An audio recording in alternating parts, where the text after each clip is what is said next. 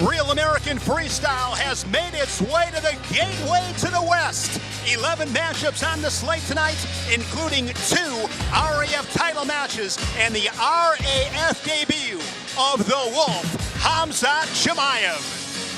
From inside Yepez Arena on the campus of St. Louis University, freestyle wrestling takes center stage in the Show Me States. It is time for Real American Freestyle. This is RAF 10 St. Louis. To kick off our night, our public address announcer, Mackenzie Mitchell.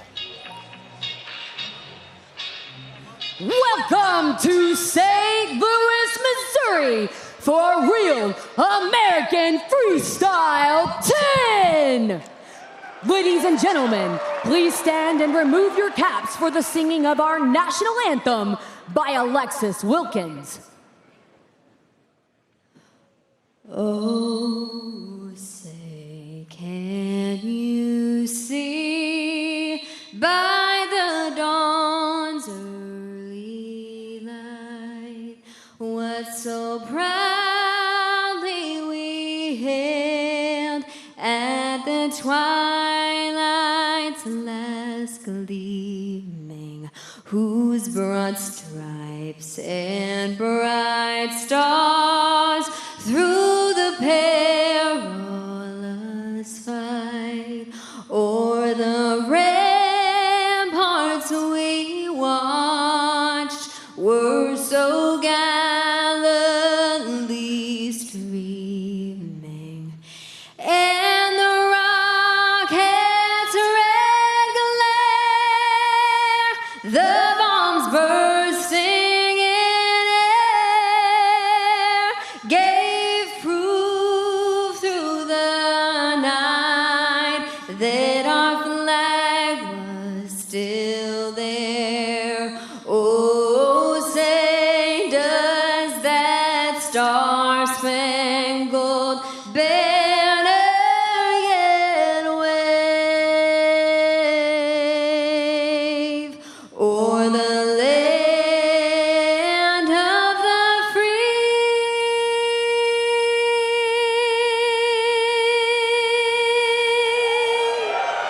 and the home of the brave?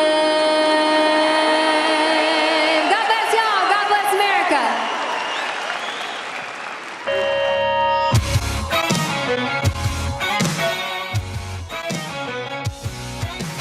Welcome to the land of the free, in the home of the brave. We do it freestyle, you and me style, like they did in the good old days. Everything's made in the USA.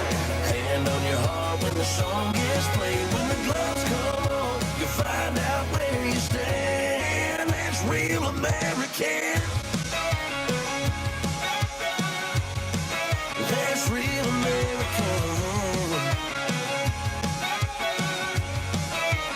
Real American.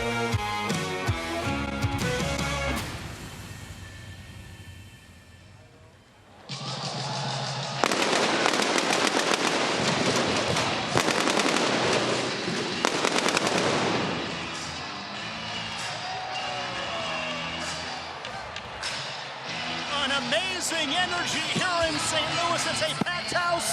The first of 11 matches on the card tonight. Harutyunyan, 4-time gold medalist at the European Championships. Caleb Smith, an All-American for Mark Manning in the Big Red in Lincoln, Nebraska. Harutyunyan and Smith to kick off RAF 10.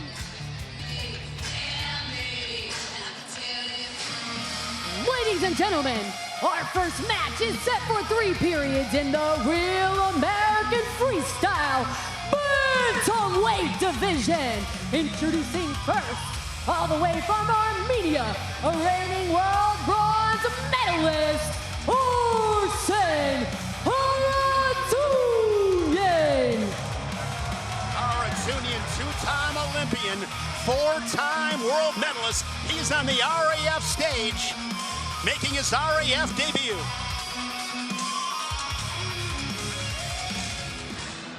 and his opponent from High Point, North Carolina, a two-time NCAA All-American at Nebraska, Caleb Smith.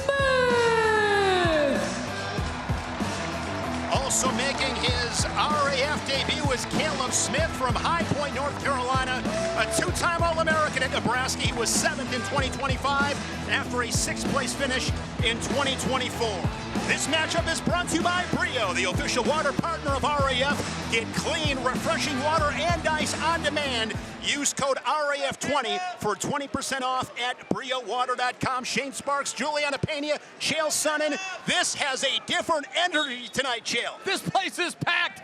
They put out an announcement. This is a record gate. Now, that's dollars and revenues, but every seat is taken. And Caleb with the takedown. Hey, what's up with this Husker invasion, man? What has Mark Manning got going on out there? How about Caleb Smith in the first 7 seconds gets a takedown. Great transition down to the ankles. He gets a lace. 2 and 2. Just like that. You guys can appreciate this being fighters. Hey, you always want to throw that big first punch. That was a Mike Tyson uppercut out of the gate. Hey, I grabbed him yesterday. He was getting ready to cut some weight, said he had 3 pounds to go. I grabbed him, and I was just very candid with him. Hey, listen, you're a young guy. You're taking on a real veteran. This guy's coming over from Europe. He's won everything you can win. He said no. He said, I'm going to put an American style on him. I said, what do you mean by that? He said, pace. I'm going to give him the American pace. And he meant it, blasting right through a brick wall with that double leg. Nicely done by Caleb Smith, who says he has aspirations of being an Olympian in 2028, and that's what his goal is. That's what he's after, and this is a great start. Both two guys exchanging some shots. Good defense there to neutralize Harutyunyan with Smith's underhook. Another shot there from Smith. This time a great counterattack from Harutyunyan, and the 26-year-old Armenian takes that lead and cuts it in half. It's now 4-2. Fair play. Now, Sparks, give me a little attention on this. This Husker invasion. I mean, right, they had 3 athletes on the last show. Now we got Caleb Smith, Brian Schneider, Mark Manning, really getting some love over here at Real American Freestyle. They want to compete. What a great platform. We saw Rich Lovett, Christopher Minto, and Antrell Taylor. Oh, look at that setup, and he's going to take Caleb Smith. Feet to back for 4. Action-packed first period. 10 points combined. These guys are showing up. That's a big one. He set him on his butt there. There's an argument that it could be 2, but then Caleb exposed just enough to make that a feet to back 1 motion. 4 points is the right call. That's the kind of technique that breaks a match open, though. I'm not sure that our scoreboard is. Yes, it is. It is right. Everything is correct. 6-4. Harutyunyan with the lead. 25 seconds, first period. Real American Freestyle. 3 2-minute periods. Collar tie there from Harutyunyan. These guys wrestling ear to ear right on that RAF logo. Short time in the first. Caleb Smith got out to a 4-0 lead. 10 seconds in. Nice knee pick. Once again, he's hit it twice. It's the second time he's done that. It's really a strength technique. You know, he's not really cutting an angle enough. I'm a little surprised Caleb went. There's a 2-point leg lace. We saw Caleb Smith shot out of a cannon scoring 4 points, but short time scoring, Juliana, is so big in the final 5 seconds. Harutyunyan gets a takedown, works a leg lace, turns Smith with 2 seconds left to open things up. Here's that great transition. Here's that takedown to the leg lace, and listen, Caleb needs to wash that round right out of his head, not let that get into his mindset for this next round. He's only down 2 points. He's got to stack them up 1 point at a time, and he's got to get it done here, especially if he wants that Olympic aspirations that he's talking about for 2028. And if you are Caleb Smith, Chael, Harutyunyan hit that technique on you a couple of times. What adjustments do you make? Well, that's what's really tough about it is he's really running him over like he's strengthening. I've seen guys do this when they cut an angle. Harutyunyan didn't cut that angle. He kind of just muscled him over. 10 unanswered for Harutyunyan. 4-time world medalist. In 2025, he was world bronze, and in capturing that bronze medal, he beat Spencer Lee and Roman Bravo Young to get to that 3rd spot on the podium. He's no joke. The score is right, but their colors on their singlets are wrong, so that's a little bit confusing for me. He was down more than 2 points. I apologize. Guys are wrestling ear to ear once again and watching their feet below the knee. Not a whole lot of active footwork at the moment. Looking for an angle. Collar ties, pushing, pulling, trying to find that opening. Technical superiority ends the match with a 10-point lead. Things have slowed down here in this second period. Yeah, you know, and that's so tactical. When you have those guys, those Eastern Bloc guys, they come over there, the masters of the rope-a-dope. They start slowing things down to get you to relax, and then they explode into a technique like this. Nice, that's 2 there. Couple options. He can try to get that knee down, which it looks like he did. Wow, that's it. You're right where he was, Sparks. Situation right there. It's over. Harutyunyan scoring on the edge and 14 unanswered. Technical superiority in his RAF debut. Arman Harutyunyan, the 2-time Olympian and 4-time world medalist.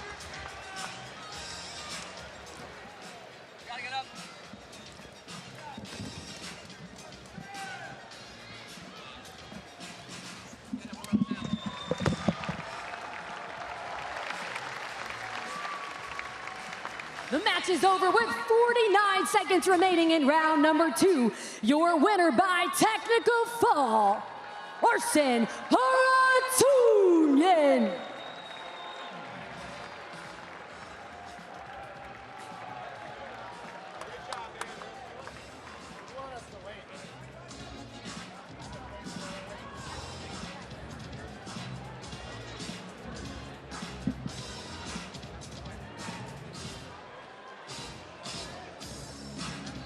St. Louis, how we feeling? What about that first match? We need you to keep that energy all night long. Can you do it, St. Louis? If you're new to wrestling or just want a rules ya. refresher, scan the QR code for a quick RAF Rules 101 breakdown with Olympic wrestler Ben Askren and learn how the scoring works before the action starts.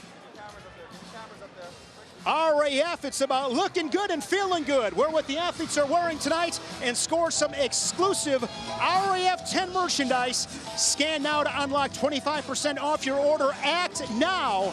This is a limited time offer.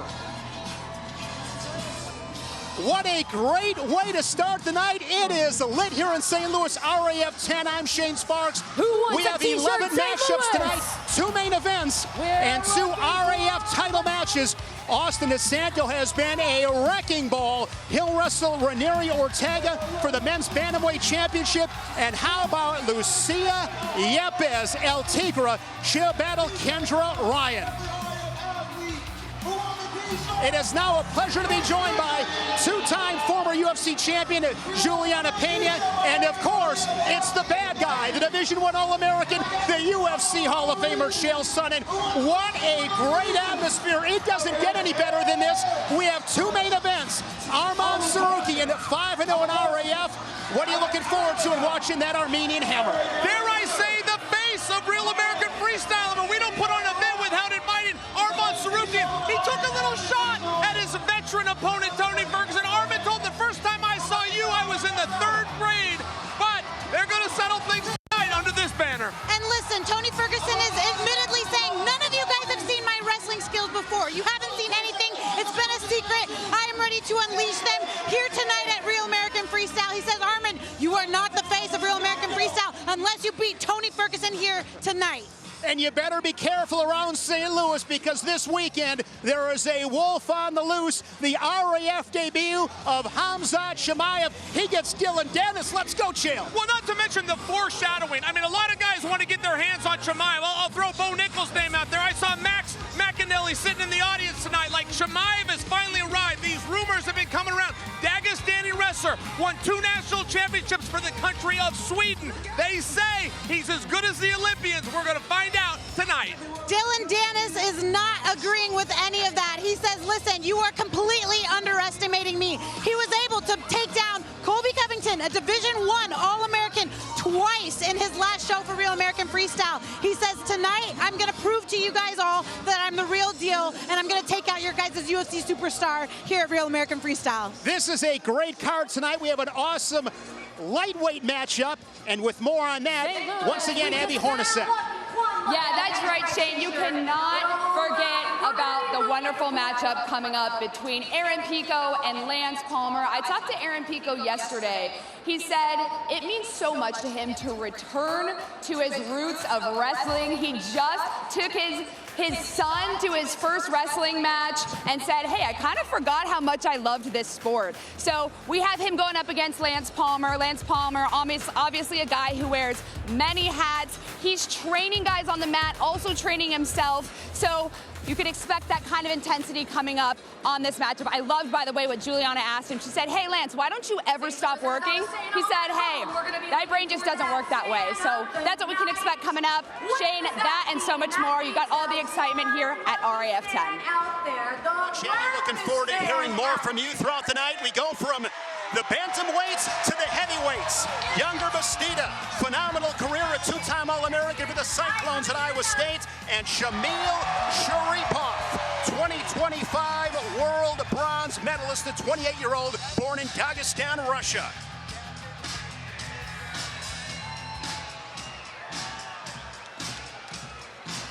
Ladies and gentlemen, our next match is in the Real American Freestyle Heavyweight Division. Introducing first, from Trinidad, Cuba, a two-time All-American, Younger Bastida. Younger Bastida, born in Trinidad, Cuba. Beginning of his career was all freestyle, U20 World Silver and a U23 World Bronze before heading to Ames. He is powerful. And his opponent from Dagestan, Russia, a reigning world bronze medalist, Sharipov.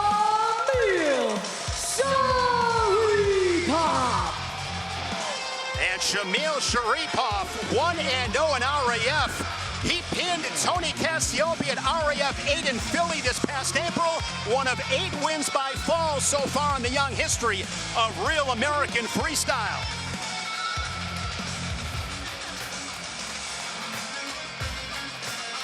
Was able to lock up a cradle on the former Hawkeye Tony Cassiope, and he registers the fall. Sharipov was victorious in Philly, and he's got a different challenge here tonight with younger Bastida making his RAF debut. This match is brought to you by Spartans.com, the official online gaming partner of Real American Freestyle. Scan now or go to Spartans.com to play.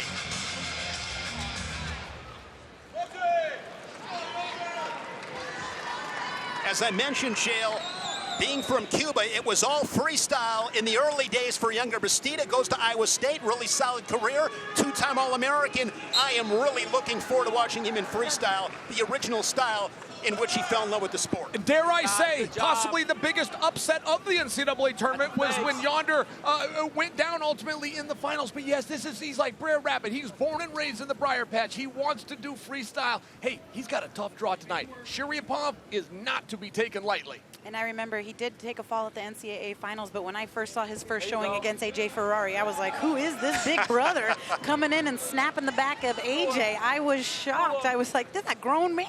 He's a big boy, and he can move. I don't know that things have quite settled between Mr. Fast Twitch and Batista. Maybe that's a match for the future we might be seeing out here on the RAF mat. AJ's got a little bit of healing to do, but I guarantee you he wants his lick back. And how big is this Sharipov, by the way? I mean, he looks like the bigger of the two men, and Batista's a monster. No, I agree. Both of these gentlemen are pretty big. Sharipov is deceptively strong. If you'll recall what he did with Cassiope, but he caught him when he was dry, but he put that cradle on, he turned him right over. It's one of these things where not very many men can do that to Cassiope. Sharipov did it. So now we are going to have shot clock. Sharipov on the shot clock. So he's got 30 seconds to score. If he does not, it'll be a tally on the board for Bastida. That's helpful. I like this shot clock. Got to give a shout out to our production team. We would love to hear from you. Join us on social media using hashtag RAF10. Let's get this thing trending on this Saturday evening. Do you remember when Cassiope wrestled against Taz Hudanov? Yes. And, you know, we were surprised. We're like, Cassiope did a great job. We were shocked. He really found a way to rise above himself and do a lot better than we thought he was going to do. So it was shocking to see him get pinned by Sharipov. It was incredible. That's just a testament to how good he is. No, I agree. 1-0 Bastida, as Sharipov unable to score on the shot clock with 30 seconds. Where did that shot clock go, by the way? Did it come up on the screen here? Because I didn't see it. It did. Oh, okay, I wasn't. Underhook there from Bastida. They're on the right side trying to jack up Sharipov in his stance And as the first period comes to a close. And maybe for the first-time viewers that have not really have all the nuances to freestyle wrestling, the shot clock is when no action is happening. That's how they get the point on the board. If they don't see any action, they award the point to the other guy who is pressing the action. Is that right? That is correct. Really good crowd, great shots. What a scene. There is a great energy here in St. Louis. Here at RAF 10, some great things going on. The fan zone earlier today was sold out. Of course, we have RAF Next Gen. That'll be next month in Milwaukee. Great things happening in Real American Freestyle. Still room on the bus. Jump on board. Hey, you know what? In the back, I saw Dan Gable tonight. First time Gable I ever was met in the him. house. You've met him before? Many times. All right, this was my first time face-to-face. I've spoke to him, but never actually met him. Look at this attack here from Younger What Bastida. hips? What hips? Sharipov, like cinder block hips, crashing down on Bastida, keeping him on his shoe tops. This guy wrestles like he's 300 pounds. Got This him by the Sharipov, chin, it's too. unbelievable how big he can get at certain Got times. that head and arm. Oh, he's choking him. He is choking him. Yeah, he's choking Like him. going for a turn. Oh, he's the ref bleeding. helped out. Is he out? He's out. He is out. Bastida is out. He's completely out, guys. Oh, he just woke up. That was a front headlock. That is a very similar situation what we saw this season with Mason Paris and Isaac Trumbull, I believe. That was a tight front headlock. Well, hey, the and ref got in Bastida there, went to sleep. and the ref did his job, though. He didn't expose, he didn't let him give up points. The ref saw there was a problem. He broke the action. Look at this. This is nasty. This is so nasty. He's You got it talk right about underneath the pressure. chin. There's that Gable grip, speaking of Dan Gable. And notice where he's putting his ear. He's putting his ear right on the armpit. That's what's putting all the pressure on that carotid artery. He was trying to turn him, but I think he's just too stubborn to not turn, and it ended up putting him out cold. But does not give up any points. Is the match over, guys? I don't know. No. It's not? No. What? Not it over. should be. This is wrestling, Juliana. Look at, he went to sleep, guys. He's like, in my sport, when you go out, it's over. Fight's done. I'm not No more. disagreeing with you. I'm just sharing with you. No, this will go on. That's They'll like give a him moment technical here. concussion, man. Like, you just got your lights put out. Go home. Come back. Live another day. I want to see these guys scrap. Oh, my I God. wanna see You know these where that guys happened? scrap. He went for the shot. Let's bring in Ben Askren. What do you have, Ben? Yeah, this situation, you guys brought it up, just happened to Isaac Trumbull, Mason Paris a couple weeks ago. The wrestling rules are really ambiguous here. That hold is legal until you choke him. I thought the ref should have been on the opposite side of the action to see the chokehold happening because he got put out. Ben, we were just talking about this the other day. I sent you that. Absolutely. That's crazy. So crazy. Like I said, the Bastida did not give up any points. So he still leads this match here in the second round. 1-0. He's mad. And Bloody he's saying nose that for the former Cyclone. blood time. And that's got to be, you know, your mental state. You just got put out. You know you just got put out. Now you got to go out there and try to go get a win. When you shot for the first time, you got stuffed like a Thanksgiving dinner and put out unconscious. So now you got to mentally be able to work yourself back up so that you can go shoot on this guy again and make something happen and win the match for your RAF debut. Meanwhile, this guy's chilling at home, being like, you're welcome to my house. As you would call that, Shell, that's fried eggs. Yeah, he's fried eggs. Yeah, you shut him right off. Hey, I am really impressed, though. I mean, I'm kind of just the physiology of how he could be unconscious but not roll. He didn't go over. Right, like there was something within him that knew I got to stay It's here. incredible. Did not get scored on. Nope, he didn't tap. He didn't say a word. He went out like a gangster. Yeah. So 1-0 in this second period, and we are ready to resume action. Slap of the hands once again. Here we go. You see Bastida in that white RAF singlet, little blood on it. Good match so far. Well, the other competitors better keep their eye on this Sharipov. This guy's special. Yes, he is. Three-time Asian Championships medalist. Earlier this month, he was silver, lost to Zaire of Iran. That was back in May, actually. Younger punching for that underhook. Zaire's huge. You know, that's one of the guys that Gable called out. Gable Stevenson wants Aliyev, and he called out Zaire. Sharipov Zagreb Open back in February captured gold. He beat Wyatt Henriksen. Down to 40 seconds here in this second period. Nice shot. Good underhook there by Bastida. Collar tie right side there by Sharipov. Bastida goes and grabs a wrist. Head down. Pull it, pull. Pull on his head. Pull on his head. He's so far leaning forward, I almost just want to snap his head down for him. So Bastida was on the shot clock. He did not score as he jacks up that underhook again. 1-1. And look at this from Sharipov. Nice. That is going to be 4 points beat to back, and he leads at 5-1. That was nice. Beautiful technique. Absolutely. What made that work, Chael? Well, the opponent gets the underhook, right? Keith Gavin it made this famous really for Americans. He was the first American to start to go. The guy gets the underhook, so it's almost like you're in a defensive position, and then he steps behind him, and just clears him backwards. It is such a safe technique. If it doesn't work, you don't give up anything. And we saw from Harutyunyan in the first match of the night, short time scoring. That was a big 4-point move there from Sharipov late in the second period, and he's 5-1 to the third.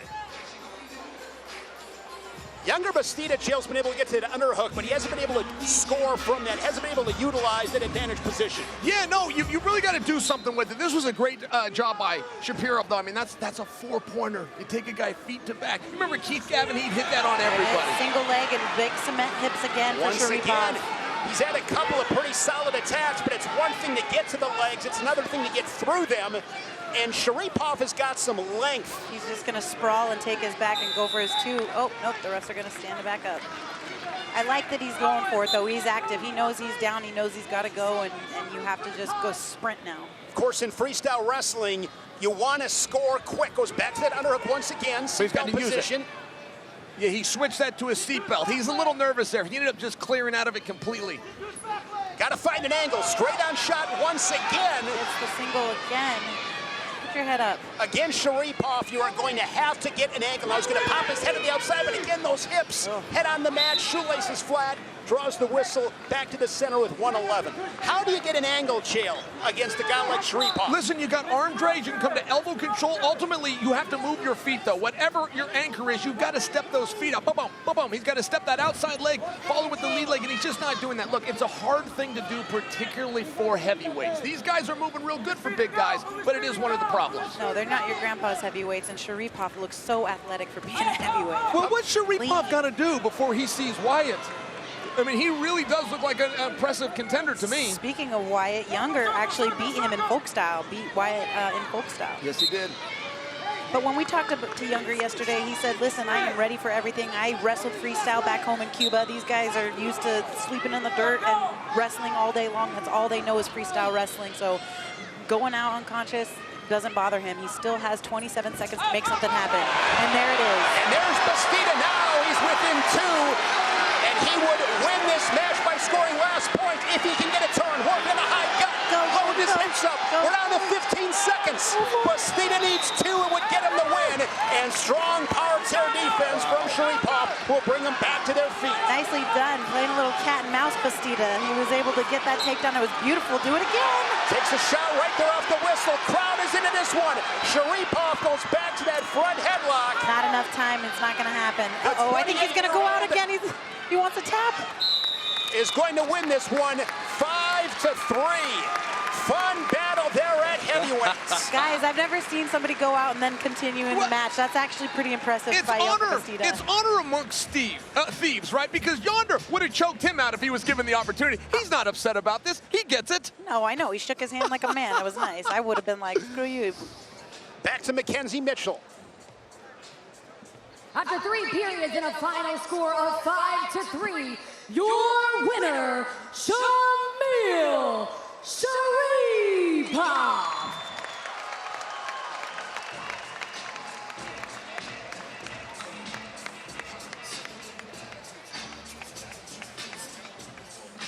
Bastida. Yeah, here's the lock right here.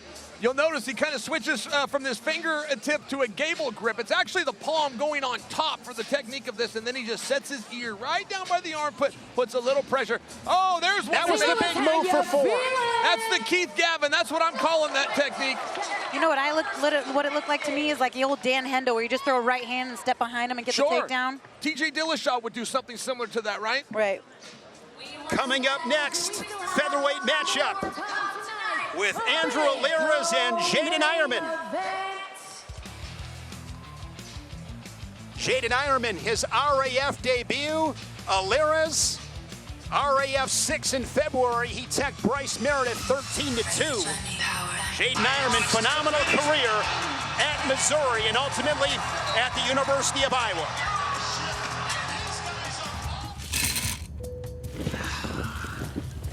What is that? Seltzer with lemon. No, the ice. Oh, that's Brio Nugget Ice. That's from the Brio Ice Maker. It's better ice, basically. Better ice? Premium ice. Premium muscles need premium ice. You know that's not what it's for. Works.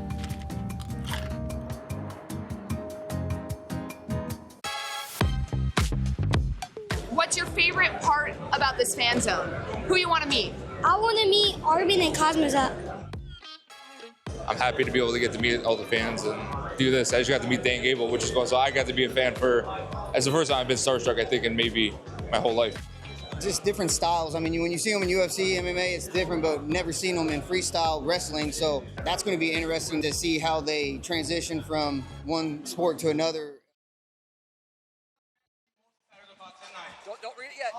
Welcome back to RAF 10. What you just saw was the fan zone earlier today. Might have been the best one yet. They completely sold out. The line was out the door before the event even started. And it's because of really cool moments you just saw. There were kids arm wrestling with some of the athletes. There were kids telling me how inspired they are to join RAF. And how about that 8-year-old boy dressed up as a bear? I asked him if he was going to do any moves with Arman and Khamzat. I'm not sure if that happened, but he did get Khamzat to stand up and smile, so I think that's a move in and of itself. Also gotta love Dillon Danis telling me this is a fan zone for him too, because he met Dan Gable. I said, well, what'd you talk to him about? He goes, I don't know, I was so nervous, I've never been starstruck before. So if you're wondering who can make Dillon Danis starstruck, it's Dan Gable, so now you know. But Dillon also talks about the kids. You know, I got Kaylin here, she wrestles and she crushes it in college. It's all about that next generation, and that's something really exciting coming up with RAF. So if you want to compete on RAF's biggest youth stage, scan the QR code now and secure your spot in RAF Next Gen, the official youth wrestling tournament series of RAF. The first one is July 19th in Milwaukee, so you gotta secure your spot right now. Shane, if this existed when you were younger, maybe you'd do it too. Maybe. I will promise you would have been there. Great stuff, Abby. It is so cool. The fan zone. You get to, as you said, Abby, hang out with your heroes. Shake their hands, get their autographs, arm wrestle. It's a blast. Next matchup at 145 pounds, a featherweight matchup with Jaden Eierman, the 4-time All-American at Missouri and Iowa, and Andrew Alirez, your national champion at Northern Colorado in 2023. RAF fans witnessed the power of Andrew Alirez in his debut win over Bryce Meredith, a 13-2 tech fall that included 2 4-point scoring moves. Tonight, he looks to introduce Jaden Eierman to that same destructive force. Andrew, question for you. You've accomplished a lot in wrestling and MMA already. What excites you most about competing in RAF and stepping onto the stage? Just the whole show, the crowd, you know. The last show I was on was sold out, and this one's I'm hearing is pretty much the same. So being able to put on a show for the crowd. If you beat Jaden, do you think people will finally start giving you the same kind of attention? I would hope so. You know, last time I went out and did my thing. This time I'm looking to score a lot of points. It's not going to be an excuse. He's going to look over and be like, damn, that guy was good. Thank you, Andrew. Good luck. Have a good one. Andrew Alirez, fresh off his pro MMA debut in April, a first-round knockout, goes from the octagon to the RAF stage for the second time in his career. Ladies and gentlemen, we move to the Real American Freestyle Featherweight Division. Introducing first from Columbia, Missouri, a four-time All-American at Missouri and Iowa,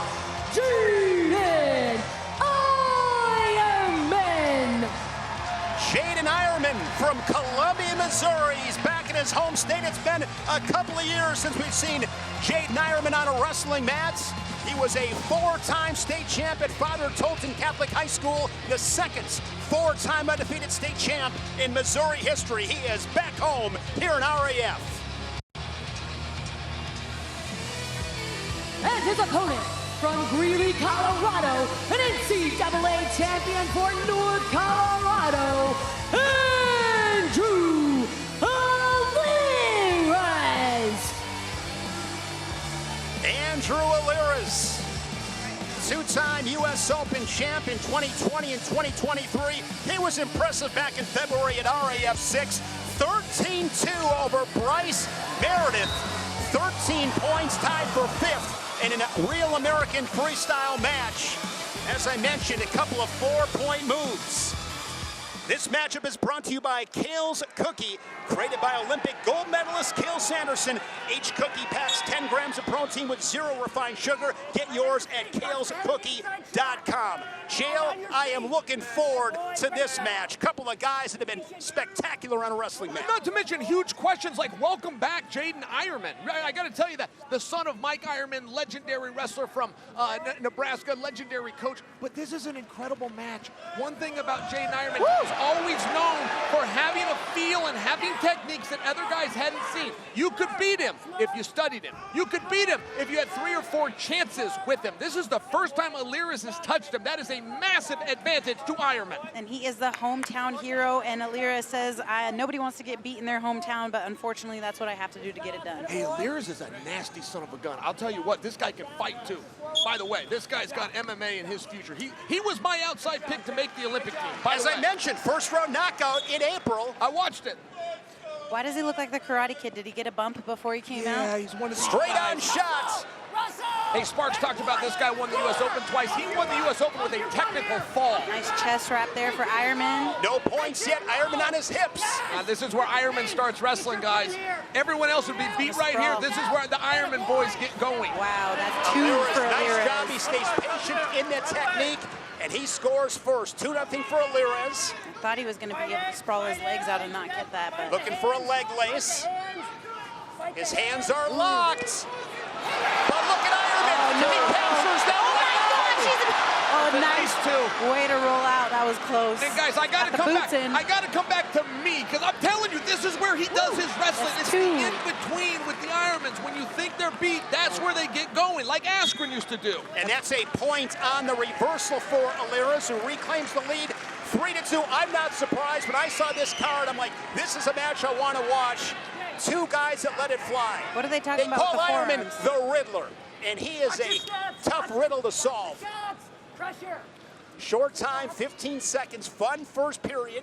Something happened with the arm there, guys. I couldn't quite see it. He was pointing to it. Then I got worried. Maybe it was like a bicep, a muscle, but I'm not quite sure what he was pointing to. I think he says he bit him. Fake there by Eierman. Couple of head taps there from Alirez. What do you mean you think he bit him? Why would you think he bit him? Because he pointed to his forearm, and so was Eierman. And then did he like to his mouth? No, but why do you think like he bit pointing him? to his arm because maybe when he was trying to do one of those moves. Oh, I hope he did. I hope he bit. Let's see. Would it have been right here? He's not biting his leg, that's for sure. Now this was great. Eierman was actually comfortable here. Alirez, but Alirez came out. Yeah, I thought Eierman is comfortable everywhere. You know what reminds me of a little bit is like Rich Lovett, who we saw at RAF 9. Can wrestle in all positions, can hit some big stuff, not afraid to throw you. Well, the old man, Coach Eierman. Who's in his corner. That's right, who's in his corner. But when he started his club, he gave all of the members a key, and they could come 24 hours a day, but he didn't give them always instruction. He wanted them coming in, even as kids, 8, 9, 10, 11 years old, and just feeling things out. Wow, what a shot. Alirez No is points so yet. quick. No points yet. Oh, look at how he's punching those hands out to try to get that exposure. Oh, Alirez is mean. And now they give the 2 points on the takedown for Alirez. You got to drop a supporting point down to the mat if you stay in that quad pod. it is no points. In folk style wrestling, it's points, but in freestyle, it's not. It wasn't the exposure, but he got the 2 for the go behind. I apologize. Jules, I'll give you a fun fact. Please. When Alirez won his NCAA title, he defeated Real Woods. Beat Real Woods, had a nice throw in that match. Yes. Speaking of Real Woods, getting ready for that final X against Bo Bassett. Yeah, we got Hidley versus Mike. Is that go down tomorrow, Sparks? Hidley won both matches today. Oh, what happened today? So Trent Hidley, the reigning world champion. So now he can still have him at his wedding? Yes. Yeah, that's still hard. That's so hard for those guys. 50 seconds to go in the second period. Alirez 5-2 lead. Gets a front headlock on Eierman. He's saying the hold is... How would you like to have to compete with one of your best friends? Your dreams and his dreams on the line. They had to do it twice in one day. I mean, that's a tough spot. Teammates. Tough spot for sure. That's why I don't have any friends, Sparks. That never happened to old Chael. I'll put a knife right in your back. Think back to the Olympic trials. Zane Rutherford, Nick Lee. That was a situation. Sure. David Taylor and Bo Nickel competed. Change it up, change it up, change it up. Control that center. Speaking of David Taylor, just got a text from Dave Taylor. David's dad watching tonight. Glad to have everybody with us here on Fox Nation. Final 10 seconds. Eierman down by 3. Nice snatches a single leg with 7 seconds. Alirez looking to score again. Goes to a double leg.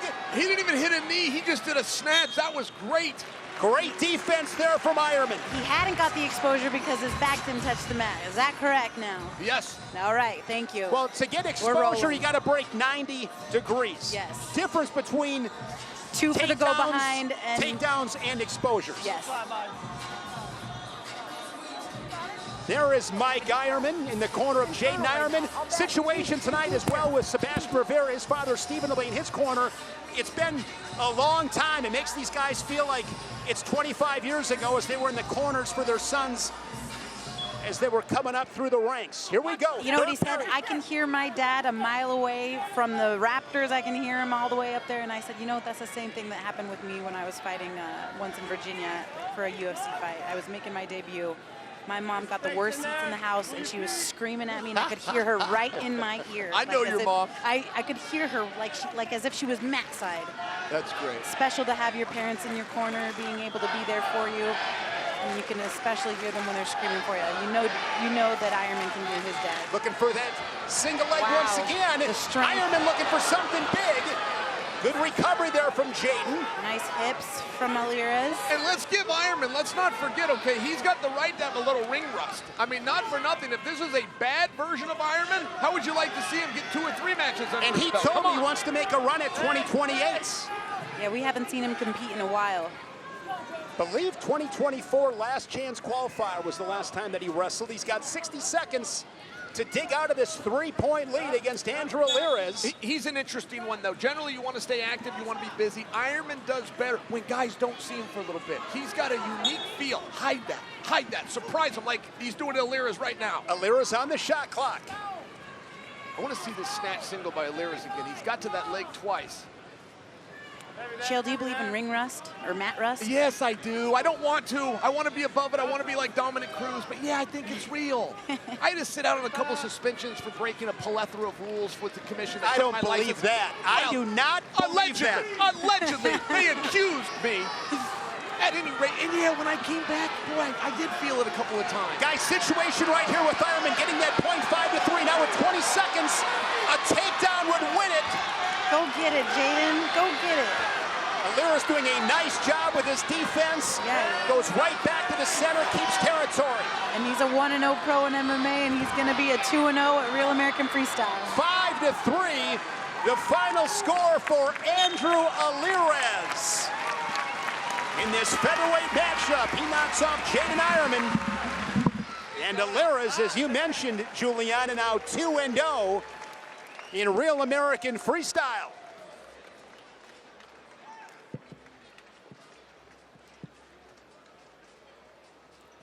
Let's send it up to Mackenzie Mitchell. After 3 periods and a final score of 5 to 3, your winner, Andrew Alirez.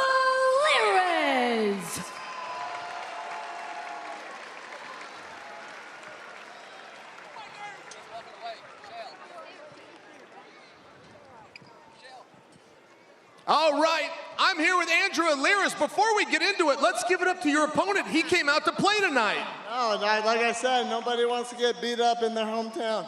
So I knew he was going to come to wrestle. All right, so I was at home, minded my business. Can we remove the mouthpiece real fast? I was watching my computer. I watched you fight a few weeks ago. You looked great. Now I'm seeing you here at Real American Freestyle. Where is your head in terms of competition? My head's more towards MMA. I want to be the UFC champion of the world. So that's what my focus is, but every time I come out here, I want to put on a show. Little sorry, I said I was going to score a lot more points, but look at this bicep. That happened like 10 seconds in the match. So we saw that. Is that what happened? You had a little bit of a muscle pulling off the bicep? We thought perhaps you were signaling that your opponent had bit you. No, nothing like that. Jaden's a straight up gangster. So this happened right in the first exchange. Now it looks like shit, but hey, sometimes you gotta tape up your boo-boos and keep wrestling. Andrew, you're always fun to watch. The crowd seems to love you here, as they did your opponent as well. Ladies and gentlemen, please give it up for Andrew Alirez. Sometimes you gotta tape up your boo-boos. That's exactly what Alirez did tonight as he knocks off Jaden Eierman. Now Mackenzie Mitchell with the special RAF announcements. Please welcome Abby Harutyunyan with a special guest in the house. Yeah, that's right. We have Larry Wheels. Who knows who Larry Wheels is? Oh, yeah, we got some fans in here. All right, Larry, you're known for your strength, your lifting, but we've been seeing you on the wrestling mat. What the heck's going on? So basically, the internet has been really grinding my gears lately. People have been saying I'm a washed up lifter, I'm not an athlete, I'm stiff, I can't fight. And I want to take tonight and use this opportunity with the RAF platform to challenge Mike Holston to a match and prove everybody wrong. Tarzan, right? Absolutely, yeah. Tarzan, he's coming for you. All right, so since you've been training, we're watching all the action on the mat tonight. What have you learned about the athleticism of a wrestler? Well, it's no secret my cardio needs a lot of work, but after rolling around these past few weeks, I realized I need even more than I ever thought. And now that I have a few weeks of experience, I can really appreciate the conditioning these guys have on the mats. And I've been collaborating with some of the best fighters in the world these past few weeks, and they've all agreed that wrestling is the hardest discipline to get down. But I'm up for the challenge. Okay. Well, last question, why Tarzan? Well, Tarzan is known for wrestling cats and snakes, but let's see how we can handle a real animal. Woo! Well, there you have it. Shane, who you got in this matchup? Keep in mind, Larry is here, so you might have to say Larry. I am going to say Larry. I mean, this guy looks like he could carry refrigerators around St. Louis. And Tarzan, I'll tell you what, it is time to come out of the jungle and come to the RAF stage. I'm here for it. St. Louis, it's your time to shine. Coming up next, a middleweight matchup with Keegan O'Toole, a three-time Big 12 champion and a two-time national champion for University of Missouri, and Bekzad Abdurakhmonov, 36 years old, a two-time Olympian representing Uzbekistan. Arman, we got lots of brands that want to work with you. Like who? Beef Bus, protein fueled by beef. No. Meathead Burger, 2-pound patty. Well, it's horse meat. Ew. Python Storm, this is toxic energy. Fine. What do you want to do? Water. Water? What do you mean water? Brio, bro. Brio, bro. I cannot wait for RAF 11. It is set for July 18th in Milwaukee. In one of the most anticipated matchups of the summer, Arman Tsarukyan faces Colby Covington in the main event. And how about this? Olympian Ben Askren makes his celebrated return on his birthday to the mats against Bilal Muhammad. Get your tickets now. I'm telling you, get them now or watch live on Fox Nation. Trust me, Wisconsin will show up and represent. Speaking of Wisconsin, Wisconsin native Pico was a 4-time Wisconsin state champion before heading to Missouri. And Khamzat Abdurakhmonov had a win over Jordan Burroughs at the Olympic Games in 2016. Abby had a chance to catch up with Keegan O'Toole. Keegan, you went from being a 2-time NCAA champion to now wrestling against some of the best wrestlers in the world here at RAF. What has that adjustment been like for you, going from that folk style grind to now a pro freestyle format? Yeah, I mean, I was out for a while with an injury, and so I had one match. It didn't obviously go very well. I had a very tough opponent. I feel much better now, and it's so much more relaxed, and I don't have to beat my body down. And it's more of like strategic planning and, you know, just get ready when the match comes in. It's just one match. So it's a little bit different, but honestly, it's easier on the body. Yeah, you told us yesterday wrestling is a way of life. It's not just a career. What did you mean by that? I mean that, and Coach Smith always preaches, believe, compete, one more, expect to win. That's our foundation of Tiger Style here at Mizzou. And so obviously I'm in St. Louis. It's so awesome to be here. All my family, my friends are going to be here. But it means that lifestyle, it's more important to live that off the mat than on the mat. And that's truly what we try to pass to our guys. And I think that's, you know, your character is, and what you're remembered by is how you treated people. And so that's Tiger Style right there. Being back in your hometown, what message would you tell your friends and family who are showing up tonight? Thanks for coming, and I'll put on a show for you guys. All right. Can't wait to see it. Thanks so much. Thank you. On the opposite side of the RAF mat will stand Khamzat Abdurakhmonov, a 2-time Olympian and 2020 bronze medalist. He now steps into the RAF universe.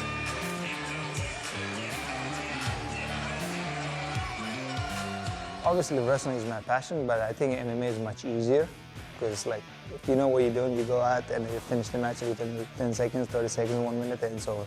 But in wrestling, you have to do like a five matches, and it's a long day. Keegan is a young guy, good wrestler.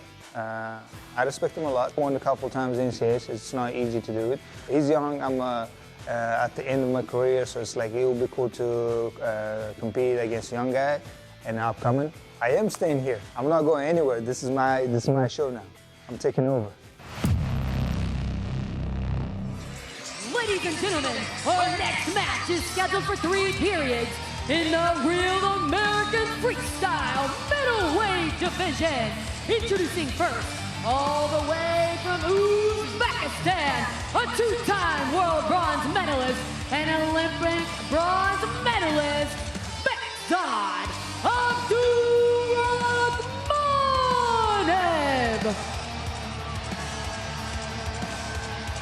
Khamzat Abdurakhmonov making his RAF debut. 2-time Asian Championships gold medalist, 2-time world bronze medalist. A tough, tall task tonight against Keegan O'Toole. And his opponent from Columbia, Missouri, a 5-time NCAA All-American and 2-time national champion for Missouri, Keegan O'Toole.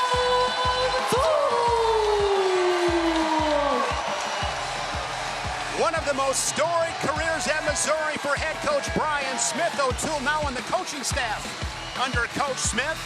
5-time All-American, captured titles in 2022 and 2023. U20 World Champ in 2021, U23 World Champ in 2023. But Shayla would tell you this, RAF 6 lost 9-0 to Tajmiraz Salkazanov. There you go, easy for you to say. But he's coming off a torn ACL, tore his ACL last year, and that's right. Listening to Ben Askren, he's not a really not a really easy test out of the gate. That's right. A little bit more to that 9-0 loss. He was really coming out there for the experience. This is a tough draw. And one thing about his opponent, his most famous victory is over none other than Jordan Burroughs. We saw a quick clip of that. Doesn't get talked about a lot, but Olympic Games in Rio, in the wrestle pack, he got over on JP. And he scores first.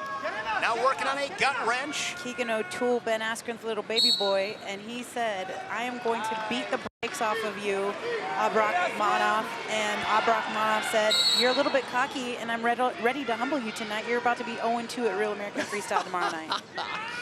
Heavy words to say to Keegan. Join the conversation on social media, hashtag RAF10. Another shot there by Abdurakhmonov, who leads it 2-0. Nice defense by Keegan O'Toole. And I say baby boy because he has a baby face, not because he's actually a baby boy. He's a grown man, but finger broke. I'm not even going to say what I think happens. Right. You think look at that, right? Bitten? And no, he's not bitten, but it could have been broken. It's broken for sure. Look at that finger. Oh, that is nasty. That's here's another look. He says, I'll give you baby boy. Oh, I wish we had a camera on. Oh! Keegan just saw it and almost threw up. I see Keegan. We have no camera. Keegan saw that on the big screen, like almost threw up. That was Let me ask nasty. you guys this. What's the nastiest injury you guys have suffered in competition? Julian, I'll start with you. Are you kidding me? Have you seen my rematch with Amanda Nunes? I got split open across the forehead. Can you see this scar right here, Shane? And I had blood pooling out of my eyeballs. I was literally like scraping pools of blood out of my sockets. I hit a shot. I hit a shot from a guy named Jeremy Horn, and he had 18 stitches right in my forehead. Wow, you can't even see it. Hey, I need to address something. I got a tweet here for some Let him have it, Juliana. I got a tweet.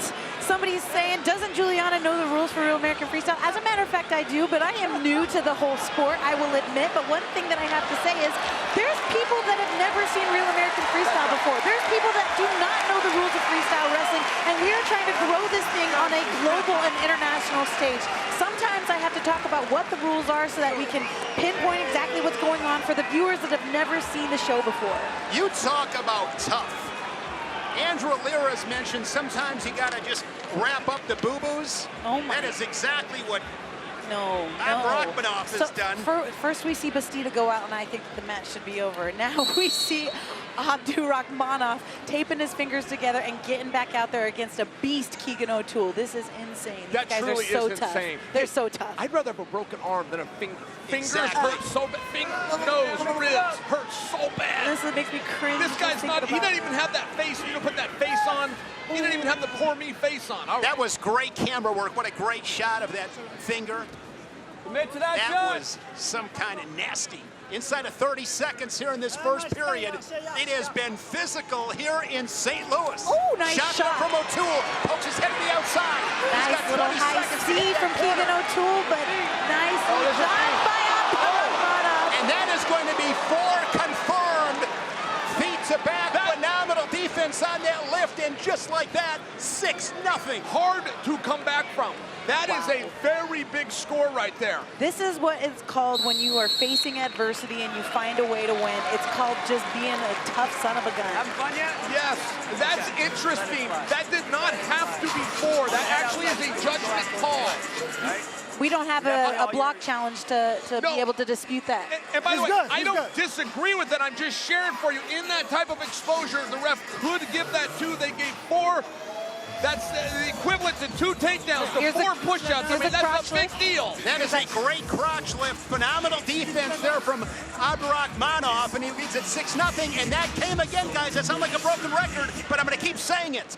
Short time scoring, final 15 seconds. When you can put points on the board, those are critical points. Here we are, early second period.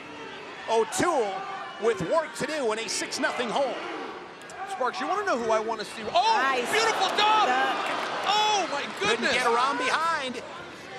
Bekzad just knows where he's at. I mean, he really, his heart rate's not even really up. He's out there wrestling with 9 fingers, but he's nice and calm. I mean, this is a veteran. He is a veteran. We don't need to list his accolades again, do we, Shane? Because this guy is like a 2-time Olympian, 2016 Rio Olympian, 2020 Olympic bronze medalist. I mean, he ain't no noob, that's for sure. This guy has been on the mat all If you get the jump on Jordan Burroughs, no matter the circumstance, if you did it, you were in very rare company. And speaking of rare company, he will be joining us, I think, for the Cleveland Real American Freestyle 1-year anniversary show, no?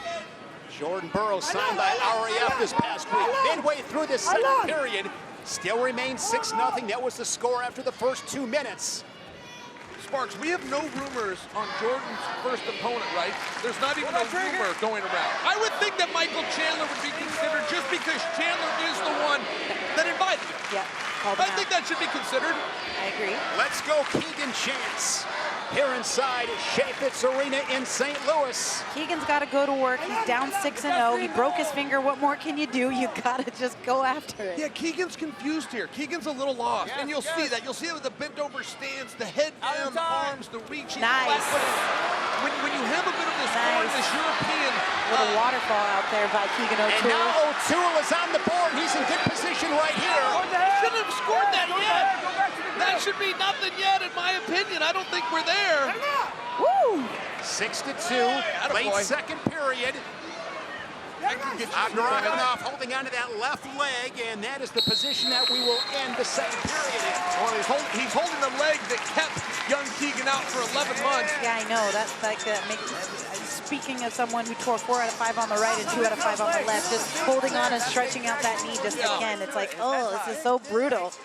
See the corner there? Here's that attack there from O'Toole. He was down 6-0, and he's able to get on the board 6-2. I'm disputing that takedown. Few things I like to do more than argue, Sparks. Argue with the referee. These guys are doing a great job. But I do think that was a little bit controversial. Down Bradley in the corner for O'Toole, along with Kendrick Maple. By the way, can we just pay attention to the crowd around here? It's electric, and everybody is rooting for Keegan O'Toole. This place is going crazy for him. He coaches at Columbia. Again with a low single. Switching to a double. Trying to get it. He's going to drive through. That could be 4. And that is 4 confirmed. 6-6, and he's looking for more. Rosen for 2 more, and he's 8-6. O'Toole with a strong third period showing. That referee wanted a fall.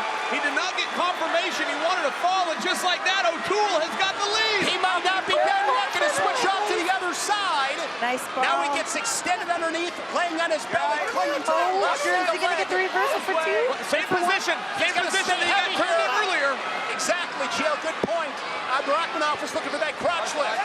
What a scramble fest, you guys. 8-6. Good action, and the crowd showing its appreciation. This is set up to be a spectacular finish. 8-6, 56 seconds left. O'Toole once trailed at 6-0 straight on shot. O'Toole was thinking go behind. Abdurakhmonov still definitely in this match. O'Toole keeping his hands on the head. Down to 45 seconds. Deep shot there from Bekzad. Gonna put his head underneath the knee. I love that Polish high crotch when they reach like that. Daniel Cormier's favorite move, but I fall for it every time. Watch you out. think they're going left, they come out the Nicely right. done by Keegan O'Toole to kick his feet right off and get the 2 points. 10-6, Keegan O'Toole, 10 unanswered. For the 5-time All-American and 2-time national champ for Missouri. That was so savvy for Keegan O'Toole to kick his feet out of there in order to get this reversal. That was a collegiate. He's out collegiate-ing him tonight. He's not getting the turns. He's not getting the gut wrenches. But boy, you take a guy down more times than you get taken down. Good things happen. And now the USA chance. Down to 10 seconds. What a comeback from Keegan O'Toole. Now 1-1 in RAF. O'Toole, 10-6. He's your winner.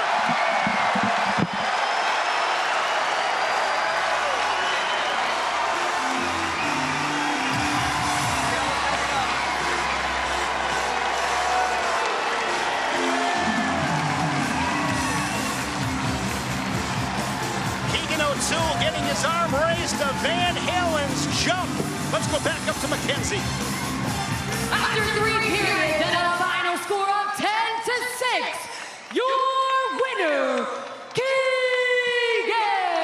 O'Toole.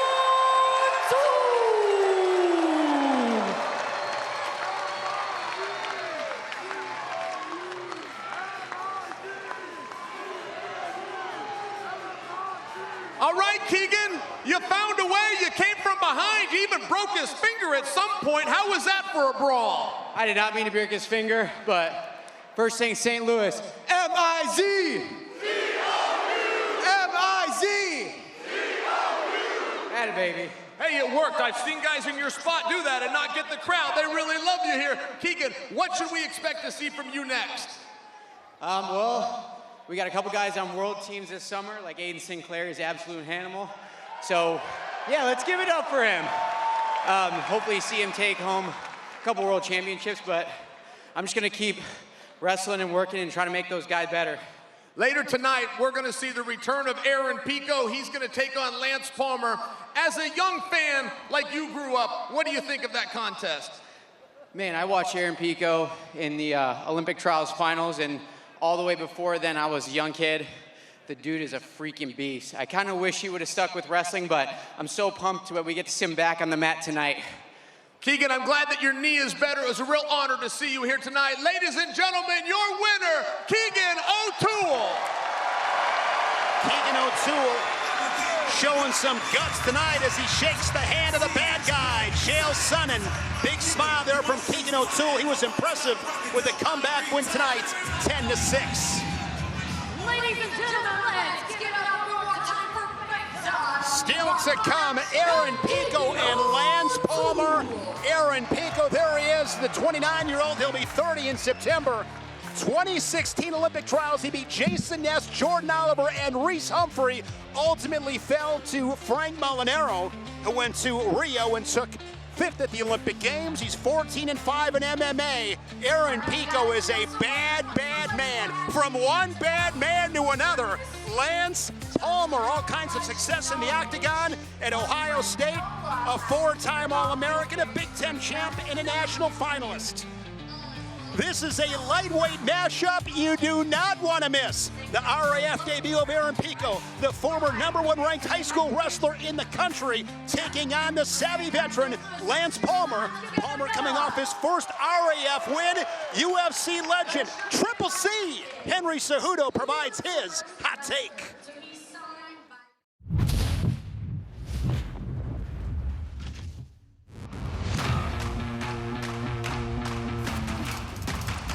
Lance Palmer, the veteran grinder and smooth technician who wears you down round after round. Facing him is the explosive finisher, Aaron Pico, Olympic-level athlete with one-shot power, with real freestyle explosiveness. For Lance to win, he's got to slow it down and control the pace in action. But Aaron Pico becomes dangerous when the pace explodes. That's when Pico turns into a problem. Experience versus explosion. Let's find out who walks out on top. Great stuff from Triple C, Henry Cejudo. Big stuff coming with Real American Freestyle, with more on RAF Georgia and RAF 11 in Milwaukee. It's the Table of 3, Eric Bischoff, along with Chad and Izzy. Man, outstanding action here tonight in St. Louis. I can't wait for the rest of the night, but we got to pump the brakes and talk about Milwaukee coming up. Yeah, a little over a month from now. Big, big main event. Well, Eric, let's just talk about St. Louis for 1 second. This is our biggest gate yet. Yep. But we're already trending to be a bigger gate in Milwaukee, which is insane. This is the first time we've ever had 3 events live selling tickets for, which is, I'll stop there. But Kobe and Arman, blockbuster match. No one thought that was going to happen. We positioned it to happen. We were waiting for it to happen, and now it's here. We have made this match happen. Everyone is expecting Kobe to win, but Arman's going to come out there pretty strong. and it's going to be a great match. It's going to be a great matchup. People are definitely buzzing. And we've got great matchups. We've got legends. We've got Olympians. We've got it all. But one of the things we have is great story. And I don't think there's a better story in sports right now than the story of Ben Askren. Yeah, I mean, we're excited. You know, we brought him on our team just to truly be an ambassador for the sport, share his knowledge, help us grow this. And before you know it, you know, he went through the double lung transplant, and now he's back on the mats. Ben Askren is putting the shoes back on. He's ready to test it all. Ben Askren has learned that there's a lot more to becoming a champion in life. It's being an inspiration, and he's grabbing it. Take a look. Ben, 1 year ago, I get a text message. It says, "Did you hear about Askren?" I grabbed the phone. I called the person back. They said, "We're going to lose Ben Askren. Ben Askren is not coming out of the hospital." That was a year ago. Now you are going to compete with a world champion. Yeah. How did we get here? You know what, Chill? There's a bunch of days where I wake up and I think, how did I get here? Because I got some fake lungs. And it's the wildest thing, right? I walked into the hospital thinking I was not sick, and then I woke up and I have 2 new lungs. So I only died 4 times, right, where the ticker stopped for about 20 seconds. That's not ideal. At your lowest, according to a report that I saw on the internet, you were in the 40s, 140 something 138. pounds. 138 That's the lightest, pounds. You're now almost 200 pounds, but Ben, this has only been a year. How has preparation been going? How do you feel in practice? What does a normal day of training look like for you? Yeah, well, I'm not where I was, but you know, the interesting thing about this one is I'm getting so much better so quickly. You know, it's like every single week I'm setting a new record on the bike, just because my body's still improving at that rate. So, you know, a lot of the training has been the bike. I've been trying to torture myself on Aerodyne, as you know that device is. And then I've been coaching a lot of wrestling, and I get in and mix up with the guys sometimes, and but just a lot of trying to get in shape, and that's the biggest focus. All right, a perfect scenario in my mind would be Ben Askren on top. I think when we get to parterre with you on top, you can probably score some points, but you got to get him there first. How are you going to feel on your feet? Yeah, I think I have some really good offense. Through the years of coaching, when you coach, you learn more, right? So as I've been teaching these guys, I have to learn all these moves myself, and I've gotten pretty creative with all the different ways I can score. But yes, if I get on top, that is my strong point in freestyle wrestling. I was a great gut wrench. Listen, some of these young bucks, they've been testing me, and I got to show them I still got a great gut wrench. So that would be an ideal scenario, you're right. All right, you and Blahal, the return match, your last match. As I understand it, this will officially be your last match. Yes. But we're coming to Wisconsin. Yes. So you are going to have home court pressure. It's not really an advantage, it's a lot of pressure. Yeah. How do you feel about the location? I love it. It's my hometown on my birthday. So that was actually one of the, I don't know, something when they said that, I'm like, I got to be out there. And it's not pressure to me. I'm just happy to be alive every day. So I see this as a great opportunity. I'm going to go out there and I'm going to try my hardest, and we're going to have a bunch of AWA guys in the stands, and then when they say, "Oh, I got this little boo-boo," I'm going to say, "Hey, I wrestled a double lung transplant. You get it a little tougher, son." Yes. Well, Ben, they say that nobody can do it, but I could go through your career, and there's been a number of things they said nobody could do, but you found a way. I wish you the best of luck. Thank you, Joe.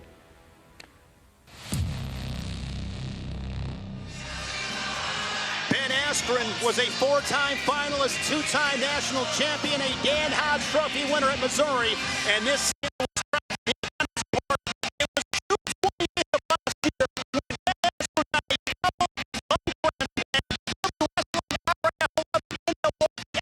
transplant. They call him Funny Ben Askren champ.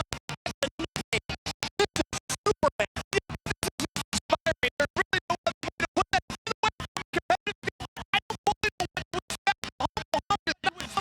Muhammad is not coming to do a favor for anybody.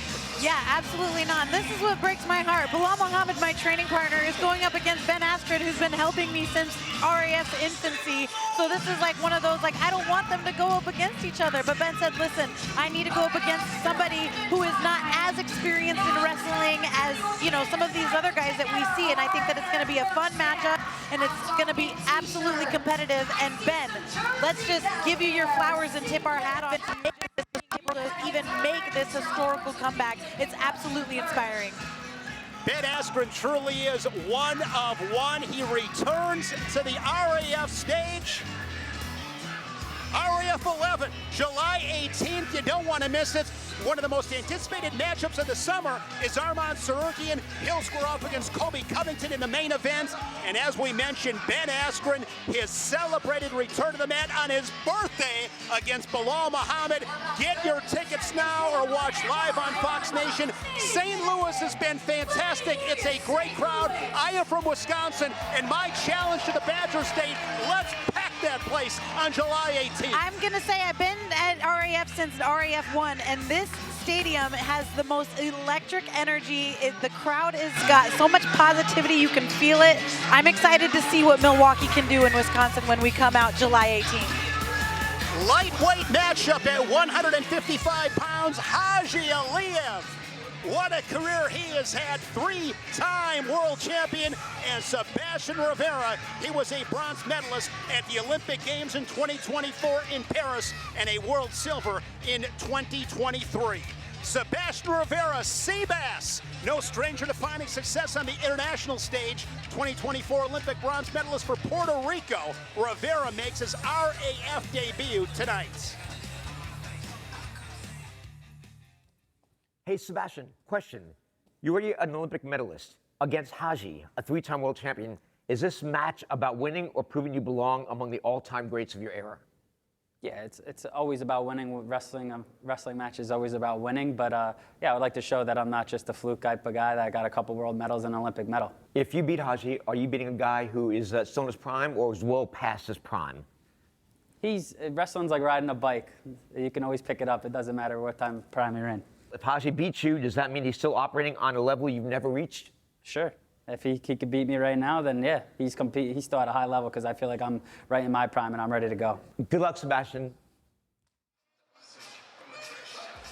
Ladies and gentlemen, our next match is in the Real American Freestyle Lightweight Division. Introducing first, from Azerbaijan, a three-time world gold medalist and a two-time Olympic medalist, Haji Aliyev. Aliyev has competed 7 times at the Senior World Championships, 3 times world champ. I always go back to 2017. It was a classic against Gazimurad Rashidov of Russia to capture that third. And his opponent from Puerto Rico, a 4-time NCAA All-American and Olympic bronze medalist, Sebastian Rivera. Rivera, a 5-time All-American at Northwestern and Rutgers, 2-time Big Ten champion. In capturing those 2 Big Ten crowns, he beat Spencer Lee and Roman Bravo Young. You remember, Jill, in 2020, the tournament got canceled. He was the #1 seed that year. Yes, very special. 2 world medals himself. Hey, listen, we talk about Aliyev, who's a 3-time world champion, but it's important to note the weight class of 145.5 pounds. Year in and year out, that is the hardest, toughest, deepest weight class in the world. This guy conquered it 3 times. 2-time Olympic medalist, Haji Aliyev for Azerbaijan. Here we go in this lightweight showdown. I know a lot of fans looking forward to watching these 2 collide. No score, 20 seconds in. Aliyev on a single leg, but his head to the inside, trying to work up, now pops his head to the outside, improves his position. You see Sebastian Rivera with that right ankle. Aliyev able to clear that. He's in good position right here. Nothing yet. No points. I thought he would have scored there, Jim. I heard from Ian Parker on this, and I can't quite remember who the favorite is going to this match, but I feel like it's going to be Aliyev, and I would only mention for you, Rivera does his best work when the house is on fire. Yes. When you try to count him out is when you got a problem with Sebastian Rivera. I remember 2019 Minnesota Big Ten Championships, rallied back to beat Spencer Lee. He's a dog, Sebastian Rivera. Yes, Sebastian Rivera's got a heart of a champion. They call him the comeback kid. Seabass, like the horse coming up from behind. He's coaching out in New Jersey, isn't he? He's coaching out there, isn't he? Did he sign on with them? Did some training out there. He's got his dad in his corner. His dad was a national champion at the College of New Jersey. Hard collar tie there from Rivera. Bringing Aliyev's head down. The name of the college was College of New Jersey. You can't remember it. New It just was Jersey. in New Jersey. Nope, the College of New Jersey. Very Yes. creative name. Yep. Is it still around? Yes. Really? Yes. Is that like an online They had a national school? champion in Division III Like this past Dubai year. University? The hard admission standards of the New Jersey College? I'm going to have to look this up, Sparks. I don't think there's any such place as the New Jersey College. The College of New Jersey. I don't Aliyev think on the board as Rivera went on the shot clock, unable to score. 15 seconds to go. Goes back to that counter drive. Oh, look at that transition. Four back, and that is going to be four confirmed. Rivera, 4-1 again, guys. It happens in the final seconds of the period. Unbelievable. He just busted this thing open. That is the equivalent to 4 push-outs. That is the equivalent to 2 takedowns. That is the equivalent to a gut wrench and a leg lace. I want to see the replay. I want to see the replay. There's It was Jeff so Buxton, fast. legendary coach in his corner. Here it is, Here's ankle that pin. replay. Watch this. Goes Mix ankle it pin. up. To a Transition. single leg, gets behind, and just rocks him back. Oh, beautiful. Man. Get on top of him. Beautiful. There's no coach in the world that's ever showed a guy to do that move. That is just a feel. He knew where he was. But it He comes knew. down to not getting bogged down underneath. Freestyle techniques, you got to finish quick. Rivera was 7th at the 2025 World Championships. That late 4-point move gives him the lead. Aliyev's got some fast scrambling. He's got some great gut wrenches. This is a hard hand fight. Physicality's picked up early in the second period. Shot there from Aliyev. I get up and watch the World Championships every year. About 3 in the morning, I got to get up. I watch Aliyev dominating all of Earth year after year, and here's Sebastian on top of him. They give Aliyev 2 on the exposure. Reversal for Rivera, now 5-3. Aliyev did a better job fighting that crotch lift in that last position. Back to our feet, 119. Rivera doesn't like that, but you know what? It's the right call. This is Ben's favorite match. Let's hear from him. What does he have to say, Ben? Well, I love what's going on. Chill, I'm going to disagree with you. I'm like Sebastian. I don't like that call. Sebastian attempted a technique which you're allowed to do, and I don't believe Haji held him on his back. So I thought they should have went 2 Sebastian for the takedown. No points for Haji Aliyev. They scored 2 exposure for Haji and then 1 reversal for Sebastian. Shot there from Aliyev. Oh, slick work. He's able to hit the corner and get around behind. And Aliyev now 5-5, scoring last point, leads it on criteria in this second period. Haji Aliyev, I remember watching him in those championship runs. He's as slick as they get. One of my favorite wrestlers ever. Haji Aliyev, Azerbaijan. You know, Sparks, you're going to like this. I'm getting a text message here from the ball. Alex Marinelli, and he wants Keegan O'Toole. In fact, he specifically wants him in Cleveland. What do you think about that for your I'd bingo love to card? see it. I'd love to see Alex Marinelli, Keegan O'Toole, for Alex sure. Marinelli's retirement, he never should have stepped aside. He's in the room every day. He's training every day. Come and compete. See this thing through 2028 as he intended. The bull, Alex Marinelli. Well, I would like to officially announce the return. This retirement is over. Throws the whizzer. Whizzer on the edge. And Rivera, crafty work. This guy. Limps arm right out and gets the point. And he gets the 2. 2 points confirmed, 7-5. As Aliyev takes his time, crowd's gonna let him hear about it as he makes his way back center of the mat. We're down to 10 seconds. These great collegiate wrestlers do come into international wrestling, freestyle wrestling, with a cardio advantage. There is nothing harder than going 7 minutes trying to hold a man down against his will, or trying to get up from a guy that's holding you down against your will. Freestyle to them, the Americans always have the advantage when they come through that NCAA system. RAF 10 in St. Louis. Gets that low single Aliyev. Little chest wrap for Sebastian. Doesn't happen, but he gets the reversal point there. Takes the back of Aliyev. Nice heavy hips from Sebastian Rivera. Peek out for Aliyev. Takes the back, that's 2. Aliyev slowly makes his way back center of the mat. Nice wizard chuck, but it was countered with a limp arm from Rivera, and he gets the 2 on that reversal. I could see Seabass right now just pouring it on, keeping his foot on the gas pedal.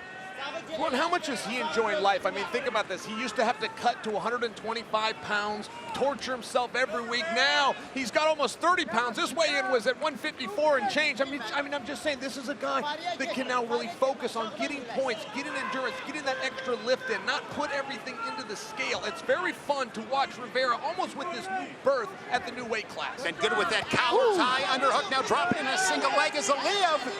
Draped over the top. Action for Aliyev coming out from the top. Rivera had both ankles, rolls him through, and that is going to be points for Seabass. 9-5 is your score. That's good freestyle right there. Yeah, it is. Way to chain wrestle that. He just puts it all together so beautifully. It's like artwork. 104 remaining. Aliyev, I think he is gassed. His corner is saying, get up. Haji Aliyev, little smile on his face. What is the argument? He's just tired. Yes, there is he no is mechanism. bleeding in shark-infested waters right now. Yes, there is no mechanism to go back and to question the referee. So when we do see that, yes, it is just a guy that is fatigued. And it's a strategy, and I don't blame him for it, but so the audience knows that's what's happening. Golly, come on, so he went for it. He tried to get 4 again. He got greedy there. He didn't get any Going points. after it. He's like a dog on a bone here. He's not giving up. He knows he's got to go for broke here. And Rivera skips away to keep it 9-5. Rivera looks at the time to see how much time he has left, how much longer he's got to hold him off for. If Aliyev was tired before that exchange, that was a lot of energy right there. Yeah, it was. Look at his gas. Aliyev hands on the knees. Yep. Look at the body language. Hey, Rivera's done some amazing things in wrestling, guys. Dare I say, this is as good as I've ever seen him look. Sebastian Rivera? Yes. Absolutely. Right now, right here, this 6 minutes is as good as I have ever seen this young man wrestle. And way to make a splash for his Sebastian Rivera, 9-5 over Haji Aliyev in this RAF lightweight showdown. Seabass victorious in the Louvre.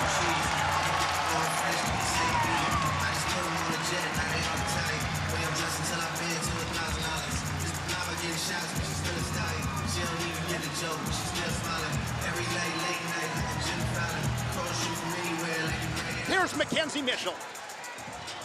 After 3 periods and a final score of 9-5, your winner, Sebastian Rivera.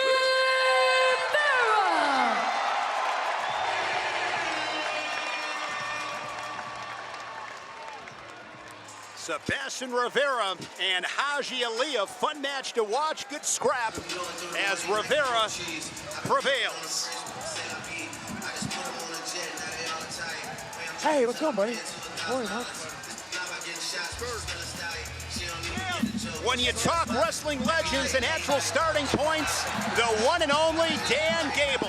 In addition to the endless accolades in Hardware 1, his legacy includes both the Gable Grip and Gable Armbar in combat sports lore. Tonight, we welcome him to the RAF Legends Club.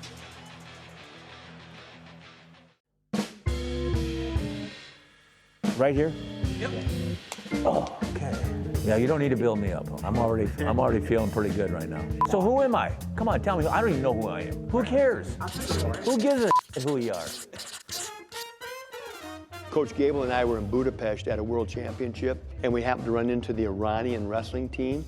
And the coach came over and put his hands together and bowed. And he looked over at his wrestlers and he goes, "This is the great Dan Gable." He goes, "No matter how hard you work, you will never be as good as him." And this was just out of the blue at 10:30 at night in a hotel in Budapest. When did I start wrestling? Well, I was born in Waterloo, Iowa, 1948, October 25th. My mom heard me crying, and I was face down crying because she put me to bed on my back. And there's no way that I'm gonna get pinned. But she put me on my back the first night, and she goes, "Day one, you started wrestling." And who doesn't believe their mom?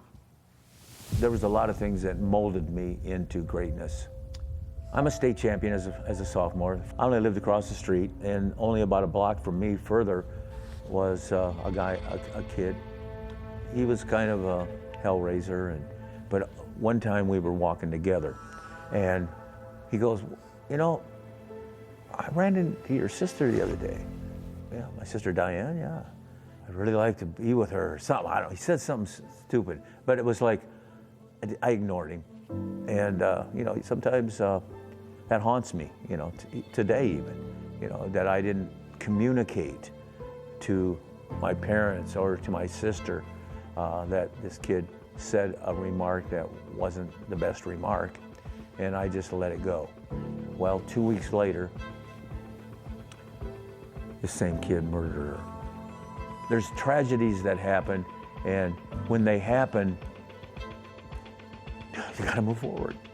You gotta figure it out. And there's extra strength that's involved certain times in your life.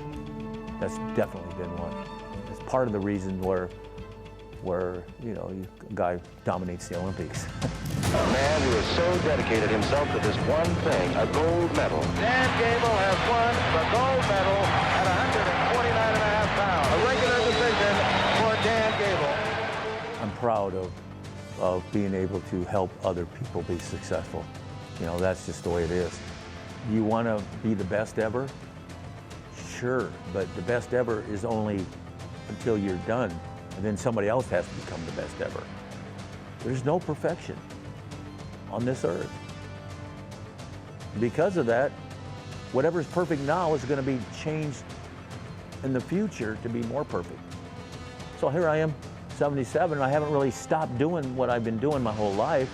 Things are happening. I'm getting interviewed right now. And I'm this close to signing a movie contract.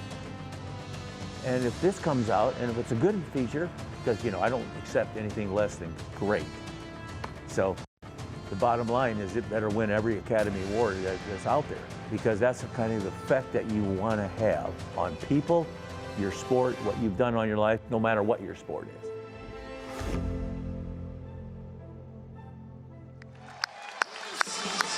Please welcome a 1972 Olympic gold medalist, Dan Gable.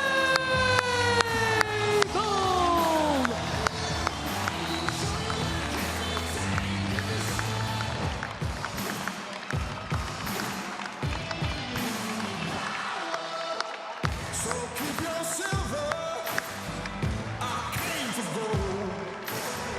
No place for quitters, only for the bold.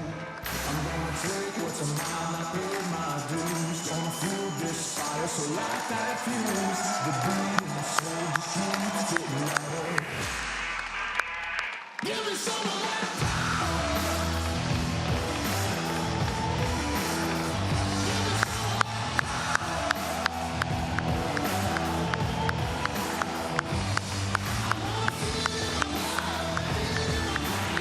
Coach, this is beautiful.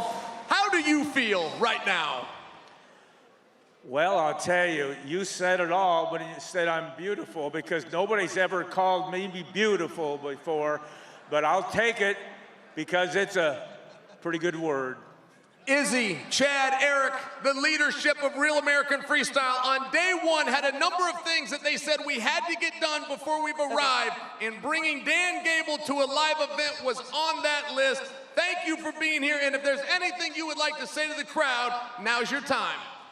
Yeah, I would like to say one thing or two, but you know what? The reason why it took me to number 10 is because I'm following all my grandkids in sports as well, and they come first, but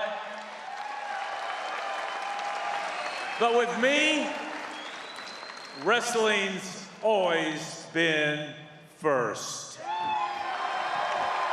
Coach, I myself had waited for this moment to share a stage with you. Thank you very much and congratulations. Ladies and gentlemen, the legend, Dan Gable.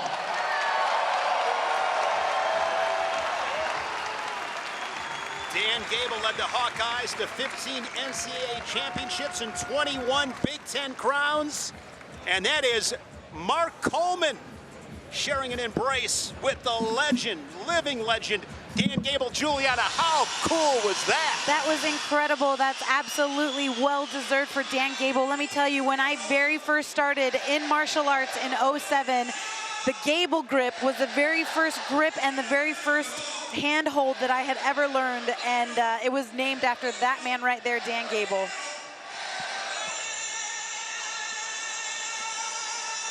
Next matchup comes at light heavyweight, 215 pounds, Rizabek Aitmukhan, the world champion at 92 kilos for Kazakhstan in 2023. Then he was just 18 years old. And Hayden Zillmer making his RAF debut, the 2022 world team member for the USA after winning Final X. And Abby Hornacek was able to chat with Hayden Zillmer. Hayden, you have had a long, decorated career. What made now the right moment to join Real American Freestyle? The time was now. We've been waiting for opportunities like this in our sport since I started, maybe since I was a kid, and I finally got the opportunity to kind of be on national TV to wrestle, and we've been wrestling on the world stage forever, so it's a perfect opportunity. Yeah, well, now you're 33 years old. You're stepping into this huge stage here in St. Louis. What do you hope fans get from your experience on the mat as you enter this new realm? Well, first off, I'm 33. It's from taking care of my body, right? It's been eating right, sleeping right, doing the right things, and I think a lot of times that gets overlooked by a lot of people my age, and through their 20s and stuff like that. So, keeping that going is really important. Your health and how you treat your body is really important. But yeah, stepping on right now, it's like I said, it's a perfect opportunity for me. 33 is the best times now. Awesome. We'll see what happens. Good luck out there. Thank you. Cool. Thanks so much. Appreciate it. Ladies and gentlemen, our next match is scheduled for 3 periods in the Real American Freestyle Light Heavyweight Division. Introducing first, from Kazakhstan, a 2023 World Champion, Rizabek Aitmukhan. Aitmukhan, 22 years old. He's looking for redemption. Remember, at RAF 8 in April, lost to Kyle Snyder 12-6.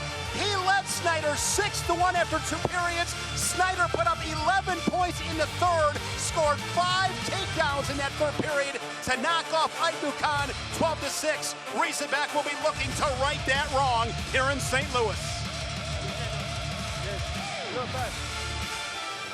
And his opponent from Crosby, Minnesota, an NCAA All-American, Hayden Zillmer. Hard to believe Hayden Zillmer, back as a freshman in high school, wrestled at the lowest weight class. He has put on some mass since then, now 33 years old. U.S. Open champion 2022, making the world team that year. Beat Nick Wisdowski at Final S to cement his spot at the World Championships. Aitmukhan and Zillmer, they're at light heavyweight on the RAF stage. And Shale, as I mentioned with Aitmukhan, you better have more gas in the tank than you did back in April at RAF 8. Yeah, Snyder brought that to him, and I do think that he's going to. I do think just strategy-wise alone. Let me tell you one thing about Zillmer. Okay, this is one of the most complete wrestlers still active today. He'll get it done in collegiate, freestyle, and Greco-Roman. Yes. This guy loves the mat. He reminds me of Sam Hazewinkle, where you don't know what he's going to sign up for. Yeah, but when he gets on the mat, the man knows wrestling. Every position, they are dangerous. Good point. No score, 30 seconds in. Zillmer, an All-American at North Dakota State for the Bison. He was 6th at 184 in 2015. Qualified 3 times to the national tournaments. But looking to make his mark here tonight in his RAF debut. The guys in Minnesota, Drew Roberts specifically has told me this, but the guys in Minnesota say that Zillmer trains the way he trains from a discipline standpoint. First one there, last one to leave, said he is such a good example that the #1 reason they keep this guy around and keep him going cycles is because he sets an example for the rest of the Gophers. Aitmukhan is on the shot clock. He's got 20 seconds to score. Zillmer heavy with his hands. Good hard hand fight early on. Good footwork by both guys. If you're 33 and you can outwork the 19-year-old Spark, it's something special. This Zillmer guy is special. His biggest problem is finding a weight class. He doesn't know if he should go heavyweight or 97. I mean, he's been playing this game for a while. When he locks in on something, this guy is as driven as anybody we've got in this country. He's like a lumberjack as he takes the lead 1-0. Aitmukhan unable to score on that shot clock. Down to 20 seconds short time here in the first. Said at the press conference he was going to throw a 5-ball. Haven't seen it in the first period, but maybe we'll see it in the second. Aitmukhan, U20 world champ in 2024, and he also won U23 gold that same year. He trails at 1-0 and will take that score to the second period. This has been just an awesome night. I love all the RAFs. My first one was RAF 7. It's been a fun time, but this one, I gotta admit, it's been my favorite one. Well, and a lot of it is the crowd. And all fairness, I mean, they come out early. This isn't like a boxing or even a UFC event where it fills up as the night goes on. Boy, they open the doors. These people get their seat, and I'm feeling it as well. Now, you have said on record, in fact, you promised Julie and I dinner if it's not the biggest crowd ever in Milwaukee 1 month from now. You heard it. You better look around, my friend. Milwaukee will show up. I'm telling you, Milwaukee is going to have the biggest crowd at RAF 11. Join the conversation on social media, hashtag RAF 10. Just know, Milwaukee, Ben Askren, his return, it's going to be outstanding. It'll be a night you'll never forget. You don't want to miss it. Jules and I like steak. Yes, I like a rib cap. Single leg attempt from Zillmer, but it was stuffed by Aitmukhan. Maybe getting one for the push out. Let's see if he can do it. Oh, he went to his knees. Oh, the cagey veteran referee saw right through it, though. He said, I wonder if Aitmukhan wants a rematch against Aliyev. We got Aliyev in Georgia against Kyle Snyder. What a card that is going to be in Tbilisi, Georgia. First, he's got to get past Hayden Zillmer right now. Zillmer and Aitmukhan, ear-to-ear collar ties now cleared. Can we go back to the rules one more time? 1-1. Aitmukhan winning on criteria, meaning he was the last person to score, so he would win if it ended like this, but I don't think it will, but just for the rules. Kyle Snyder is not really into sharing. Okay, he's not here to welcome Aliyev. Make no mistake, he is here to beat Aliyev, and they're going to do it in one of the great capitals of wrestling, Tbilisi, Georgia. And will you be joining us, Chael? No, dog nabbit. Chael's going to be in Vegas for the return of McGregor. Oh. I'll be watching, though. I'll have my phone. I'll be cheating on this. I'll be watching. Yeah, you got to be texting. Hard hand fight.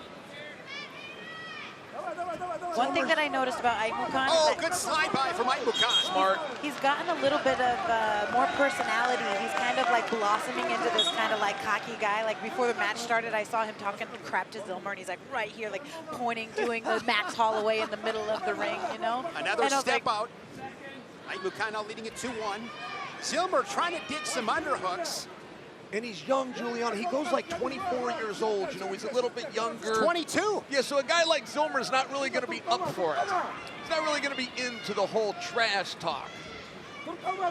No, but I'm saying, like, usually these international guys are, you know, very respectful. They don't really have too much of a personality. They just kind of, like, go wherever you tell them to go. And Aitmukhan is starting to blossom into this character, if you will, and kind of showing, you know, real American who he is and what they do in Kazakhstan. Saw Dan Gable earlier in the corner for Hayden Zillmer. Is Troy Steiner, who's the national champion for Coach Gable. There's the corner for Rizabek Aitmukhan. There's Troy Steiner, of course, his twin brother Terry, the head coach of the United States women's freestyle team. Boy, has he ever made this program into a dynasty. For sure. Terry, who would have thought that when Terry got that job, what does this guy know about coaching women? Turns out everything. Turns out Women are actually better listeners than men, turns out. That's what Terry said. He actually said, I like working with the women more. Yes. Harder workers, not complainers, not a bunch of babies. Oh, Zillmer's going to give another one. Hey, does Zillmer understand this push-out rule? Because it is slightly different. Aitmukhan doing a great job taking territory, moving Zillmer around that RAF mat, 3-1. Nice quick shot. He's in great position on a single leg, trying to chase it down. Oh, Aitmukhan squares up his hips. But that's the idea. Oh, turn. Hard whizzer there from Zillmer. That's going to be two. Two for Aitmukhan. Crafty work. from the 2023 world champ extends his lead 5-1. You got the idea, though. That's exactly what you have to do. So you just got to go step on the gas and get it done again, because that was almost going to happen for him. One thing about Zillmer, for as good as he is and as versed as he is at Greco-Roman, he doesn't do a lot of it in this freestyle matches. He doesn't force those body lock positions, and I'd like to see him do it a little bit more. This is the guy that's got the ability to put big points up fast. Posting on the head, Zillmer, nice. Oh, they blew that dead. That was necessary. All right, back to their feet. You said he has the ability to put up points fast? Yeah, he's got the ability to get the body locks, to get the shoulder throws, to get the hip tosses. Right, you got that upper body throw, you got all that experience. And keep in mind, guys, if he scores feet to back, if he hits something big, if he's able to work a throw, he can steal this one. He promised a 5-ball at the press conference. Oh, he's back in on this leg. He needs this one. Yes, this is a big deal. Shin whizzer from Aitmukhan. His arm is stuck in there. Can't get it out because Aitmukhan is just a Zillmer wants to limp arm out as he looks to elevate the position. Well, he needs to get a hold of that foot with his left arm. He's got the 2, now he's got 30 seconds. Can he get a gut wrench? Oh, he's got a nasty You gut gotta wrench. go. He believes in himself. You gotta go. What are you waiting for? Aitmukhan is so strong. You keep seeing him pushing out Zillmer, just showing his strength like a bull, just all steam ahead. Down to 25 seconds, back on that single, switches off to a double leg. Drive him out, Zillmer. Yeah, get the one, get the one, get the one. Gets the one, and you know he's coming full throttle once again. Razorback Aitmukhan blew a lead to Kyle Snyder. It might happen again. No, nothing yet. Keep scrambling. Hey, he's found. He's found the He's got his hands locked. He did momentarily. A wizard from hell Aitmukhan has. Final seconds, and they give a point to Aitmukhan on the step out. Where's the challenge block when you need it? That got confirmed. That got confirmed. That's going to go against Zillmer. Razorback Aitmukhan. At RAF 8, he fell to Kyle Snyder 12-6. He redeems himself in St. Louis. I'm telling as you. he encourages the boos from the St. Louis crowd. He knocks off Zillmer. He wants to be the bad boy. He's coming into it. We got 2 bad guys in the house tonight, Chael. Look at that personality. You would never know it. Here is Mackenzie Mitchell. After 3 periods and a final score of 6-4, your winner, Razorback Aitmukhan. Well, if you do, you'll clean it up. Now 1-1 on the stage of Real American Freestyle. RAF 10, the gateway to the West. Look at this, Jules. We got a performer here. I'm telling you. We got a ham. I'm here for it. Yes, he is a ham. Good shot at the arch. Shane Sparks, Juliana Pena, Shale Sonnen here in St. Louis on this Saturday night. It has not disappointed. RAF 10 in St. Louis, Missouri. Real American Beer just launched RAB Zero. Same bold Real American flavor, just without the alcohol. Scan the QR code on your screen and use code 020 for 20% off.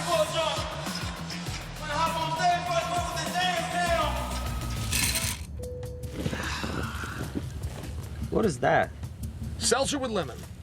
No, the ice. Oh, that's Brio Nugget Ice. That's from the Brio Ice Maker. It's better ice, basically.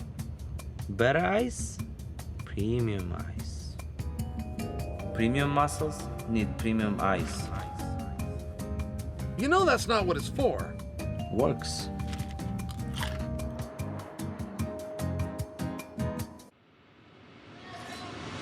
Tonight we are live on Fox Nation. Beautiful double leg. I mean, that's textbook. I'll tell you what, David Clark, you just lit a fire under him right there. But look at Yepez into the final seconds, and they are going to go 4 for Dave. Wow, Austin DeSanto puts points on the board. Hey, if we're going to start this party, let's go.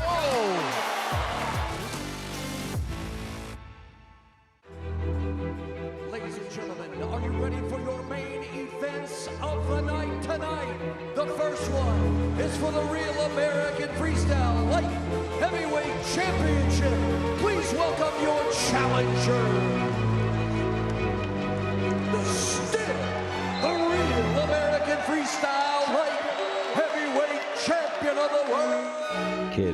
one day, that belt could be yours.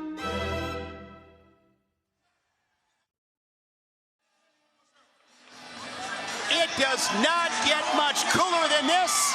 These kids can wrestle on the biggest stage. Scan the QR code now and secure your spot in RAF Next Gen, the official youth wrestling tournament series of Real American Freestyle, the first one, July 19th in Milwaukee. Secure your spot now, guys. Is this the coolest thing or what? Ever. Ever. It is the coolest thing ever. You have dreams, right? It all starts, every one of these stars that you see in RAF, it started as a dream as a child. They had to see something and go, hey, that's cool. Hey, I'm interested. Hey, Dad, I want to try that. That's what RAF is doing for this next generation. Absolutely, and you know, I've been running around with these wrestling clubs lately, and all these little boys are so excited, and little girls, for an opportunity to wrestle and compete so that they can make it to the big stage like some of their heroes. And Real American Freestyle, if nothing, is a family venue, a family sport, and something that we want to welcome all families to. Next Gen is going to be off the charts. We have 2 title matches on the card tonight. Bantamweight title, 135 pounds. Austin DeSanto and Ranieri Ortega. Ortega's RAF debut. The 2-time U23 world champion, Austin DeSanto, the RAF Bantamweight champion. A pair of techs. He has been fantastic on the RAF stage. And Abby Hornacek had a chance to catch up with the Bantamweight champ, the big-time gas tank of Austin DeSanto. Austin, you found a lot of success so far. RAF 2, RAF 5, you took them both home. What does it take to dominate in this league? Just believing in yourself and going out and competing hard and looking to score a lot of points. Yeah, I've had success looking to score a lot of points each time out, and I look to do that tonight, and whether my hand gets raised or not, I'm always looking to score points. At the press conference, you said a cool moment for you is that you look up to Aaron Pico. So what does it mean to you that you're on the same card as him? I'm super blessed to be around all these great athletes. Pico, I got to drill with Aaron Pico this week, and I've never thought I would be able to do that. So RAF has brought opportunities where I get to meet really, really cool people that I look up to a lot. All right, thanks so much. Good luck out there. Yeah, thank you guys. Great.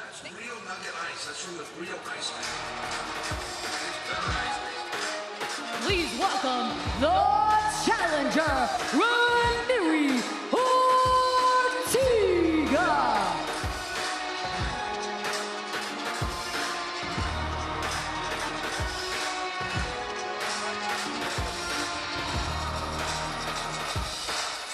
Here comes Ranieri Ortega, 28 years old, from Cuba, training in Ames with the Cyclone Wrestling Training Center. Wrestled at the 2018 and 2022 World Championships. He was 5th at both those events.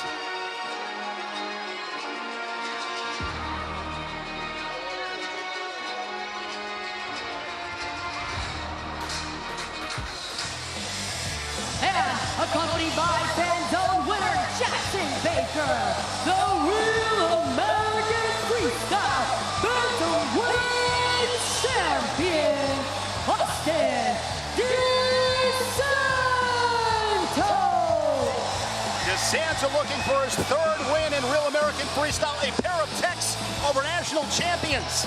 Beat Nico Megaludis at RAF 2, Nathan Tomasello at RAF 5. He outscored those opponents 21-1, coming off a championship performance at the Pan Am Championships. And when it comes to Austin DeSanto, Chael, it is pace, pace, pace, pressure, and a little bit more pace. And with the championship introductions, Mackenzie Mitchell. Ladies and gentlemen, this match is scheduled for 3 periods and is for the Real American Freestyle Bantamweight Championship. Introducing first the challenger, wrestling out of the red corner, all the way from Cuba, weighing in at 134.8 pounds, a 2-time Pan Am champion, a 2-time U23 world champion, Ranieri Ortega. And his opponent, wrestling out of the blue corner from Exeter, Pennsylvania, weighing in at 134.8 pounds, a 2026 Pan Am champion, a 3-time NCAA All-American. He is the Real American Freestyle Bantamweight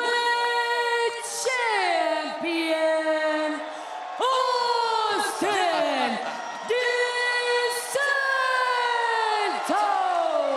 Yeah, tell him, McKenzie, the champ is here. Hey, you want to talk about your tough guys and your UFCs and your jiu-jitsus? You don't want to know who you don't want it up in an alley with? Austin DeSanto. This match brought to you by Spartans.com, the official online gaming partner of Real American Freestyle. Scan now or go to Spartans.com to play. And Austin DeSanto, I mean, you could see the focus in his eyes. I mean, he looks like a dog that's just out of the cage right now. He's on the loose. Yes. He decides he's going to wrestle Greco at one point about 18 months ago. So he goes to 2 overseas trips, brings medals home for both, gets in the sauna and says, you know, I didn't want to do it. Coach Brands told me I had to do it. And Coach Brands said, well, if you want to come back to freestyle, come on back. He won himself a championship. Yeah. As an underhook there on the left. Austin DeSanto, when he won Real American Freestyle, I interviewed him, and he won. And he was so disappointed. This is a man that has extremely high standards set for himself, and if he doesn't win by fall, he's not happy. Ortega had a 2-on-1. DeSanto able to clear that tie. No score, 45 seconds in. Probably going to get somebody on the shot clock here in the next few seconds.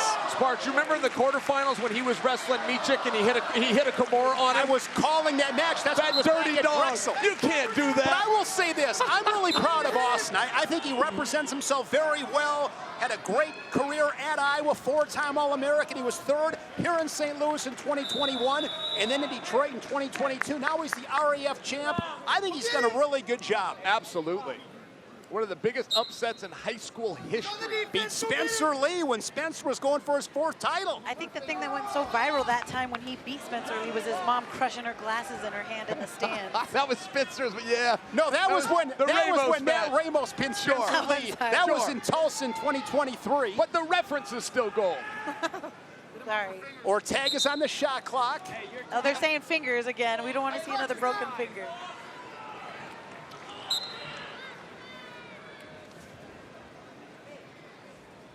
Half a minute remaining in this first period.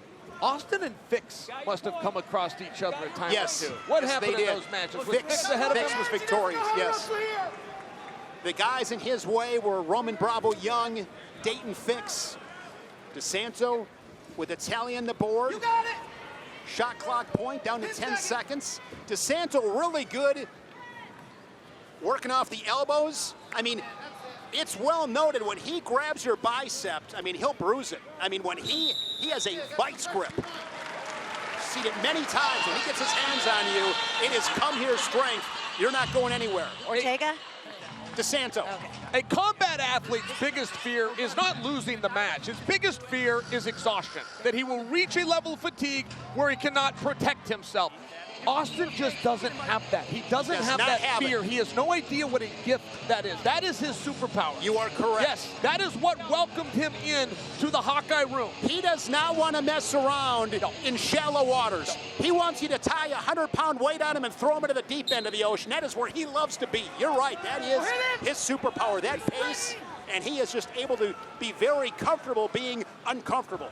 I thought you were talking about Ortega because every time DeSanto puts his hand right on the collar tie of Ortega, he grabs him by the wrist and he just like goes, he looks like he's going into a Russian 2-on-1, but he looks very physically strong, Ortega, and he's controlling the center of the mat there. He goes and snags a 2-on-1, level change right there from Ortega. Come on, keep grinding in. You're Good square stance. Here's DeSanto on a shot, but straight on, no angle, counterattack there from Ortega. Keep that pace, Rivera. As I mentioned, Ortega trains in Ames with the Cyclone RTC, DeSanto with the Hawkeye Wrestling Club. So still kind of a Cyclone Hawkeye matchup right here. DeSanto alluded to that at yesterday's press conference. Into the hips of Ortega, works up, and he's able to run him down and gets the one on the step out. You know, you bring up Ames. What a job Kevin Dresser did. Oh my goodness. Fantastic. Everything that guy touched turned to gold. Great at Virginia Tech, then went to Ames. Now another stepping shot. aside, Brett Metcalf, recently named the head coach. Very exciting news. Women's team announced. Alirez, the head coach for the Cyclones. 50 seconds in a 2-0 match.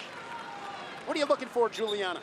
You know what I'm looking for? I'm looking for Ortega to go out there and do his job. Head poke, contact. Please don't put that back in. You can't see it. We will not see anything worse than the finger of Abdurakhmonov that we saw in the match with Keegan O'Toole.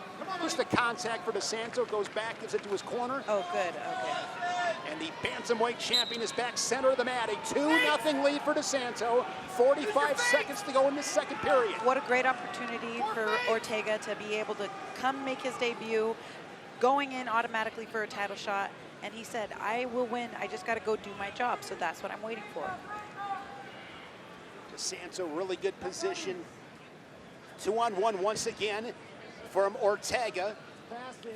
Headlock. Hey, listen, Santo. if you're Team Ortega, he's in a pretty good spot right now. Austin has not blown this apart. Austin's not exhausting him. Ortega's one of these guys. He only scores when he has to. I watched Ortega wrestle a dozen or so matches. He scores when he has to. And being within reach, being within 2 points, he's not in a bad spot right now. Final seconds ticking away in this second period. Nice. Level change from Ortega. And we'll take that 2-0 score to the third. Well, look, I'll just do a simple math for you, but if Ortega gets on top, he scores a takedown. That's going to tie it 2-2, his advantage. He is a takedown away from taking the lead in this match. But he hasn't been close to the legs of DeSanto. No, he hasn't got in there, but he's also not exhausted. He's not getting hung on. He's not getting his head. He's still in this match. Join the conversation on social media. We would love to hear from you. Hashtag RAF10. No, it's going to be like a fake and go.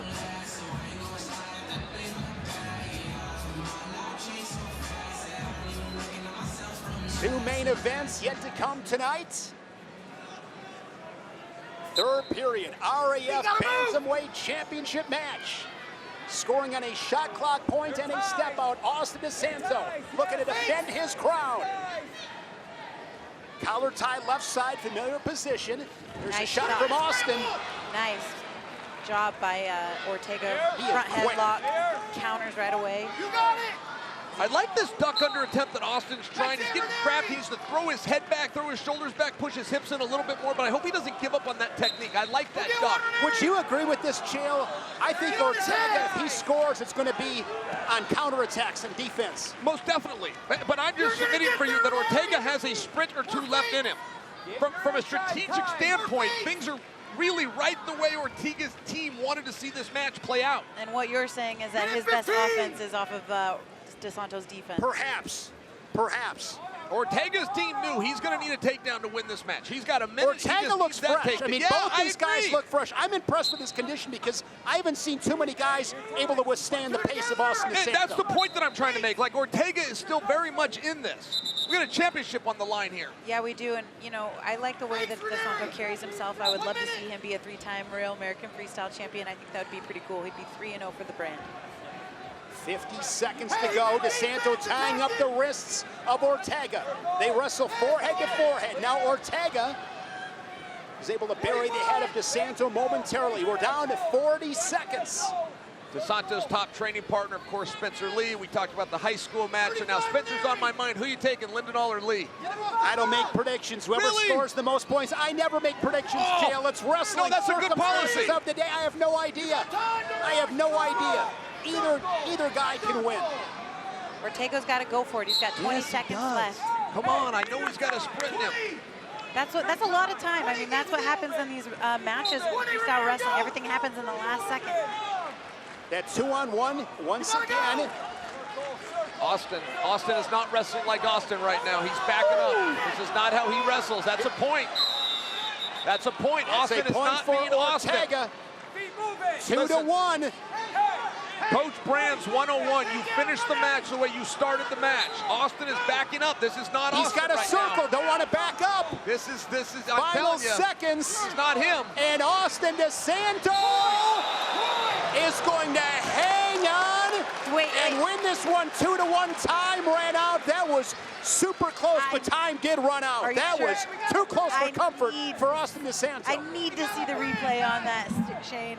And Austin DeSanto retains his Real American Freestyle bantamweight belts. They're reviewing. They're reviewing. They are reviewing. I believe time ran out. I trust your eyes, Shane. They got the Rocky music playing in the background. That was so close, though. It was final 7 seconds. Let's look at the end. DeSanto losing his balance. Shot from Ortega, and you see that DeSanto went out of bounds. There's no question about that. The question is, did time expire? Yes.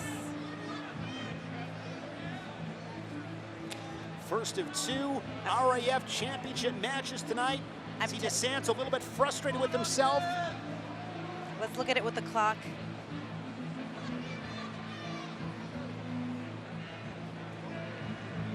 It was close.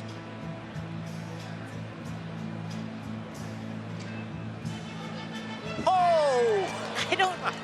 It was close, but looked like time ran out by 1/10 of a second. I need it Every slower second and another matters. replay, Every please. 10th of a second matters. It all matters. I'm telling you, if they give it to DeSanto, when I interviewed him last time, he was so mad even though he won, so I can't even imagine what he's about to say to the chill. Austin DeSanto pacing on the RAF mat, trying to get this crowd into it. Another look. This was so tight, razor thin. Yeah, I think time did run out, Shane. Austin DeSanto, if the call stands, is going to be 3-0 in RAF. He dominated his first 2 opponents, as I mentioned, Megaludis and Tomasello, 21-1. A different story tonight, but winners win. Austin DeSanto's a winner. I got the referee behind my shoulder, about to make this review call.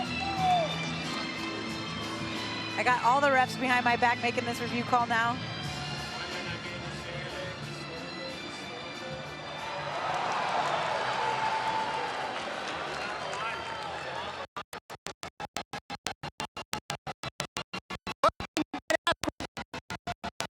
Hey Shane, that was about it. Yeah, hey Shane, that was 0.01 seconds. Yes. I don't think he went out. He retains his title. That was an awesome match. Fireworks at the end.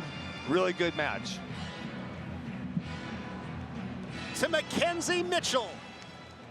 After 3 periods and a final score of 2-1, your winner and still the Real American Freestyle Bantamweight Champion, Austin DeSanto.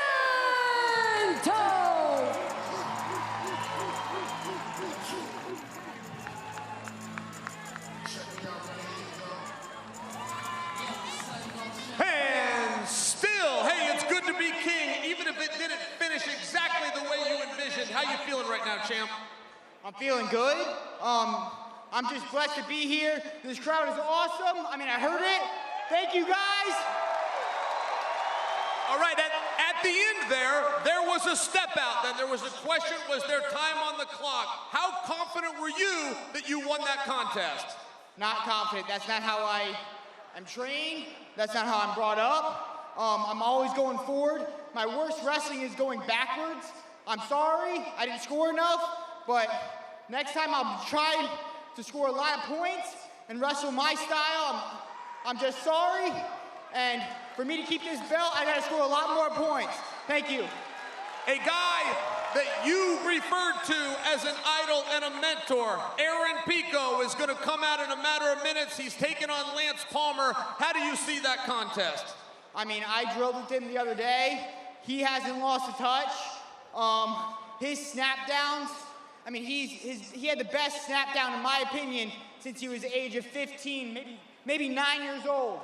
So he hasn't lost a touch. He snapped me into the mat plenty of times the other day. I think he's ready to go. Well, champ, there's nobody quite like you. Ladies and gentlemen, give it up for the winner, Austin DeSanto. Go Hawks. Nothing to apologize for, Austin. Sometimes it doesn't have to be pretty, it's got to be gritty, and that was the case here tonight as Austin DeSanto defends his RAF bantamweight title. St. Louis, let's give it up one more time. Still to come, one of our two main events at middleweights, Arman Tsarukyan, 5-0 in Real American Freestyle, and Tony Ferguson. It's been a couple of decades since he's wrestled, but he's a fierce competitor. Looking forward to that matchup. Arman Tsarukyan, maybe the hottest wrestler in RAF, 5-0, having outscored his opponents 53-12. He is chasing a world title, but tonight he'll have to go through a former UFC world champion in Tony Ferguson. Henry Cejudo knows a little something about that, and here is Triple C's hot take.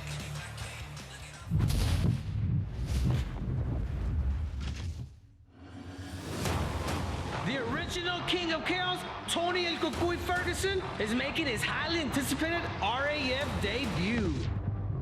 Facing him is the Armenian Wrecking Ball, Arman Tsarukyan. Non-stop forward pressure, explosive hips, and elite wrestling. For Arman to win, he must control the center and dictate the pace. But Tony thrives in absolute chaos. That's exactly where El Cucuy becomes the most dangerous man on the mat. Two pressure boxes colliding. Get ready, because it's going down right now. Arman Tsarukyan here inside at Yepez Arena, looking for his 6th win in Real American Freestyle. He's 5-0 with 3 tech falls. And Tony Ferguson, former interim UFC lightweight champion, pro record of 25-11, and he is going from the octagon to the RAF mat. And he caught up with Abby Hornacek.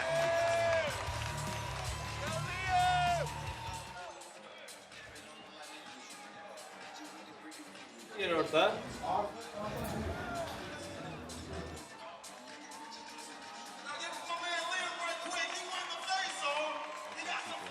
No more hanging out people like this. My boy Leo, man. And we go way back to Redwood, Illinois. My boy Southern Bulldog. Let's go, man. Boy. Apologize for the technical difficulties. And our next match is our women's strawweight championship match at 120 pounds with Lucia Yepez and Kendra Ryan. Yepez has been some kind of spectacular on the RAF stage. She's 25 years old. RAF 6 in February beat Everest Ledecker 10-3, and RAF 9 over Cameron Guerin 10-0. A first-round technical superiority. In her 2 RAF matches, outscored her opponents 20-3, and she is just so quick. She is lightning quick, don't blink, and extremely dynamic.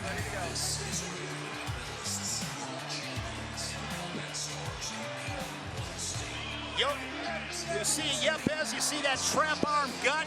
She can really do it all. It starts with her speed. Speed never slumps. And I was so impressed with her in her last performance.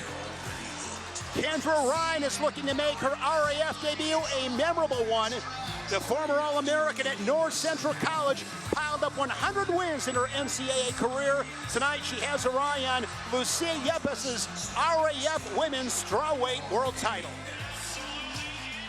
Yeah, I love wrestling. I started when I was 4 years old, and sometimes I think, I'm like, there's no way someone loves wrestling more than me. Sometimes I think that, and I'm like, okay, that's a little crazy, right? That's a little delusional, but I'm just glad that I just keep getting more and more opportunities to compete and do the sport that I love the most. Yepez is really fast, and she gets to that single pretty fast right off the whistle, right? I'm pretty fast too, though, right? And I'm a big scrambler, and so I'm excited to see where that takes us, right? This is a belt match, so that would be such an amazing experience, and really cool to be able to do that for myself, for my family, and then for my college back home, my teammates back home as well.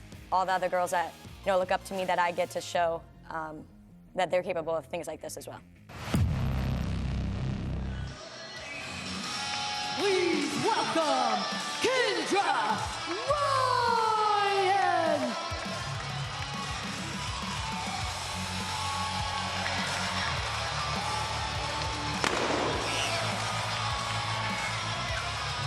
Kendra Ryan, four-time All-American at North Central College in Naperville, Illinois. This finish was third in 2025, making her RAF debut. Battling for the women's strawweight crown here at Real American Freestyle. And her opponent, Lucia La Tigre Yepez.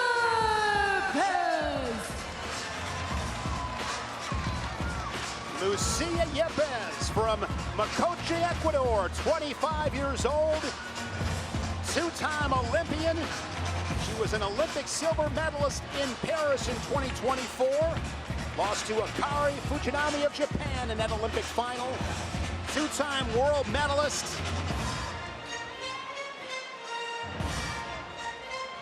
With our women's strawweight title introductions, once again, Mackenzie Mitchell. Ladies and gentlemen, this match is scheduled for 3 periods and is for the Real American Freestyle Strawweight Championship. Introducing first, wrestling out of the red corner from Fenton, Michigan, a U.S. Open bronze medalist and a four-time NCAA All-American, Kendra Ryan.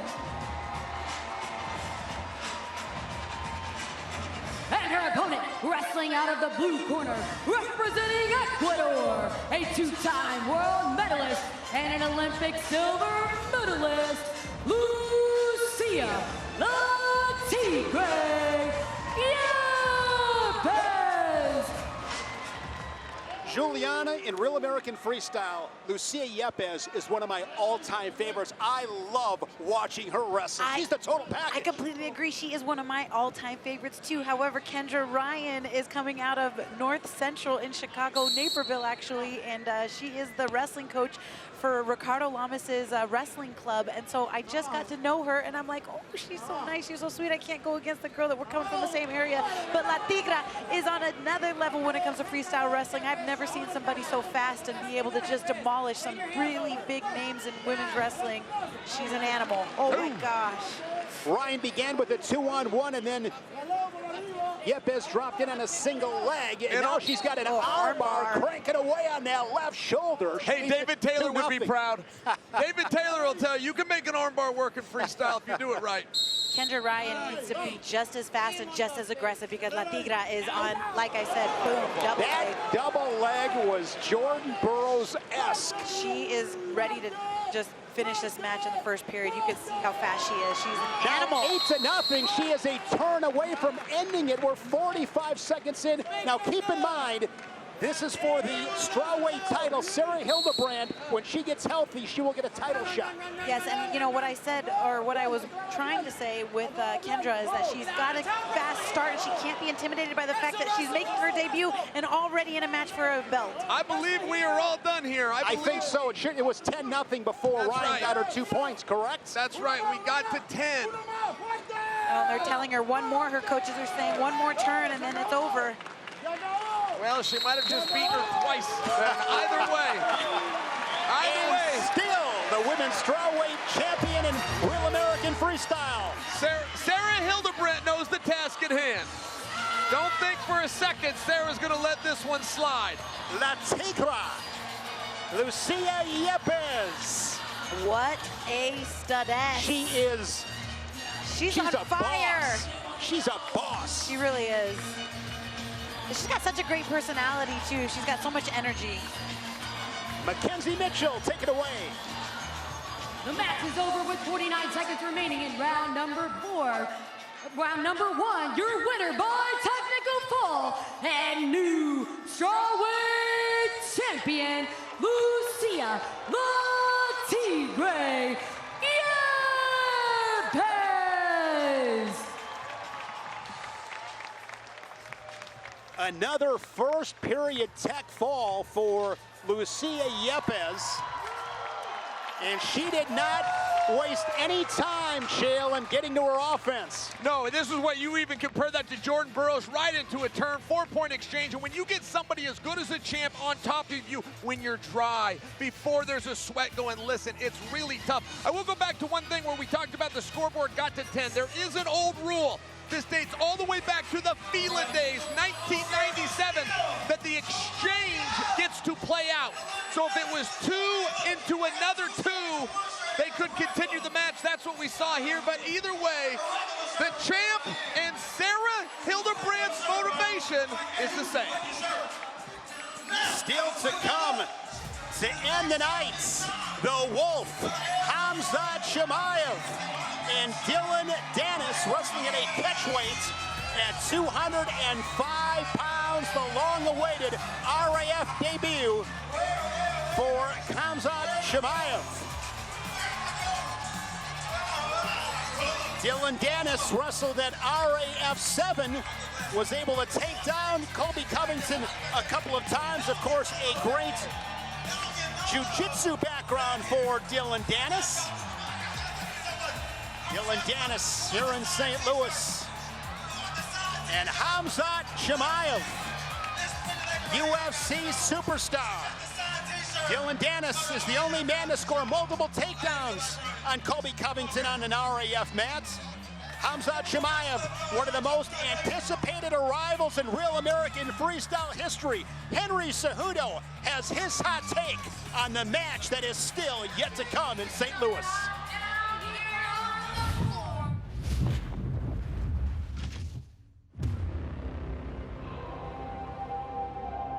Khamzat the Wolf Chimaev, the Chechen machine with non-stop pressure and suffocating chain wrestling, is making his RAF debut tonight. But across the mat stands the ultimate showman, Dillon El Jefe Danis. The Brazilian Jiu-Jitsu black belt with slick submissions and viral swagger. For Khamzat to win, he must impose his pace and drag Danis into deep waters early. But Dillon, he lives for the bright lights. And that's exactly when Danis becomes unstoppable. Let's find out who owns the spotlight.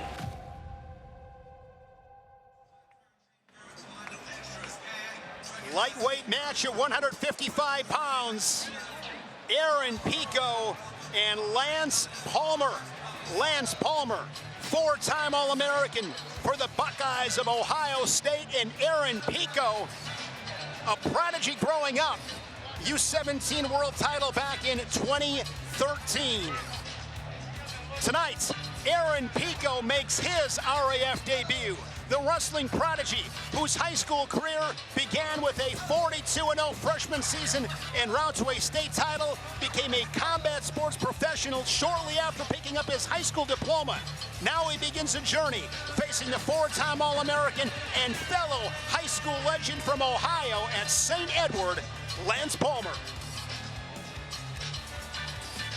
At an early age, which is just work as hard as you possibly can.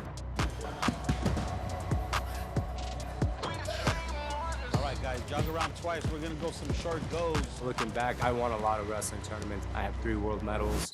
At 19, I was an Olympic alternate. I beat many NCAA champions when I was 16, 17 years old. I came up short at the Olympic trials, and I just wanted to step away from wrestling. I felt like there were some questionable calls that happened to me. I was mad at wrestling for a long time. I retired from wrestling early at 19, and then I went into MMA.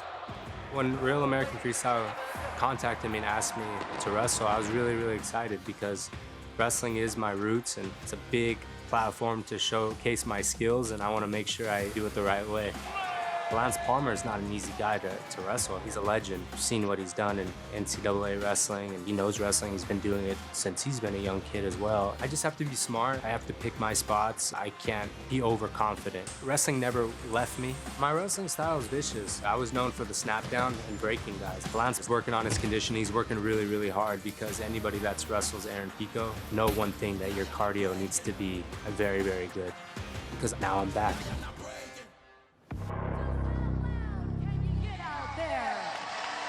The party, Lance Palmer coming off his first career RAF win.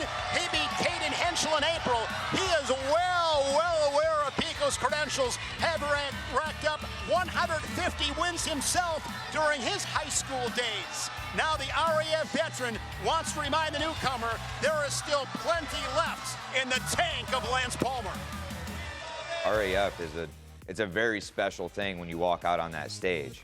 And so a lot of even the other guys that wrestle at the world level and Olympic level, they're like, man, the nerves are real out there. You have a huge crowd, you got everybody going crazy for you or against you, and you have awesome production that you're walking out through on that stage. I know he's a competitor, I know he's gonna come in shape, I know he's gonna wrestle hard, and I know the techniques that he did in the past, so kind of just building my game off of that, but I always focus on myself. I know what the opponent's able to do, but I don't focus on the opponent's strengths, I focus on mine. Aaron Pico, I know you were the real deal, but I'm coming at you hard, and I'm gonna make this a very tough match.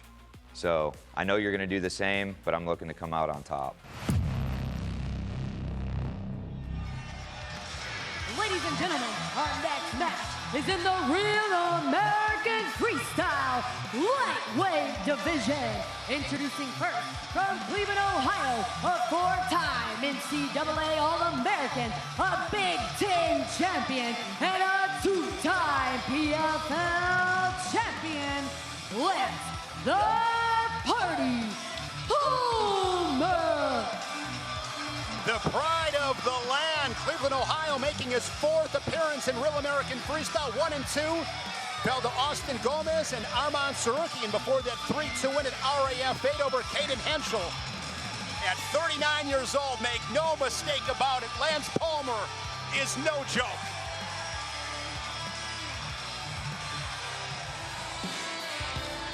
And his opponent from Whittier, California, a two-time junior world medalist and a cadet world champion, Arman Pico.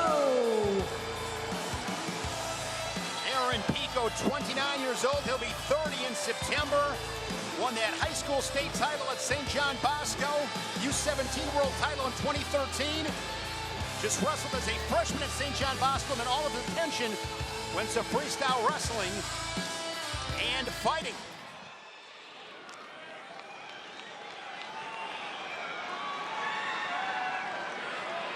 This is a very big deal, guys, not just for Real American Freestyle. This is a very big deal to American wrestling.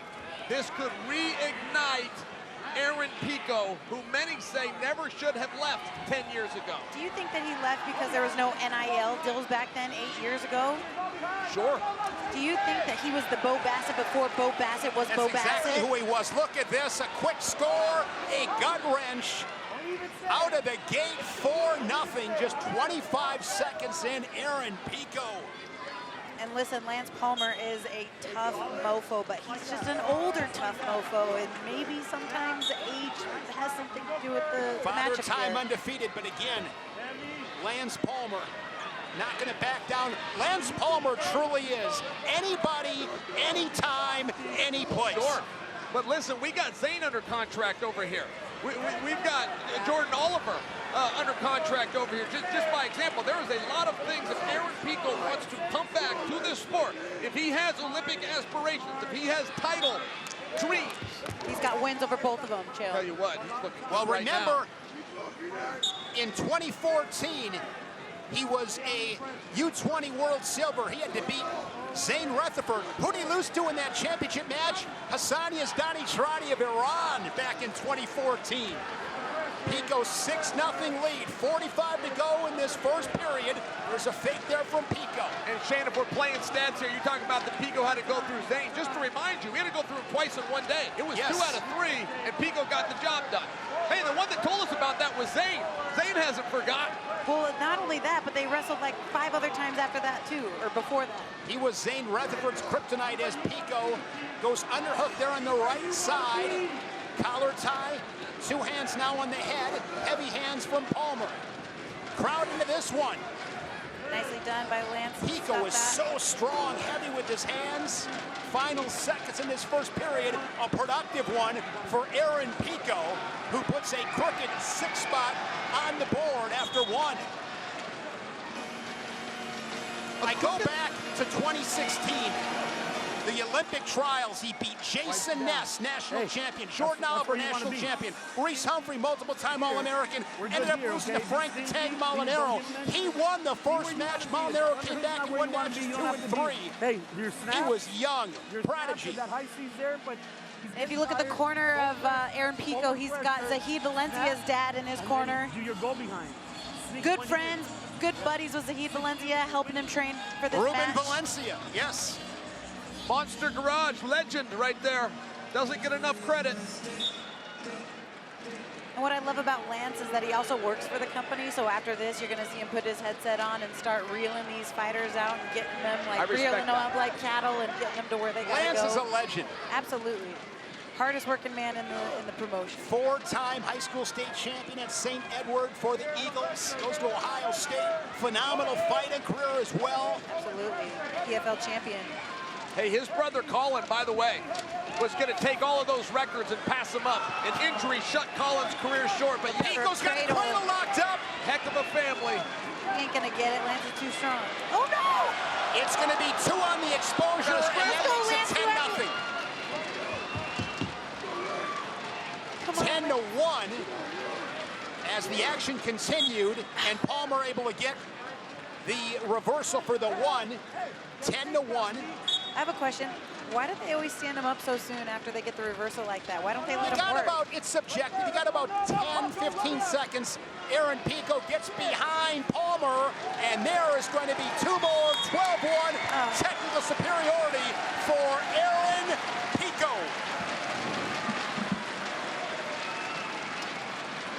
Nice.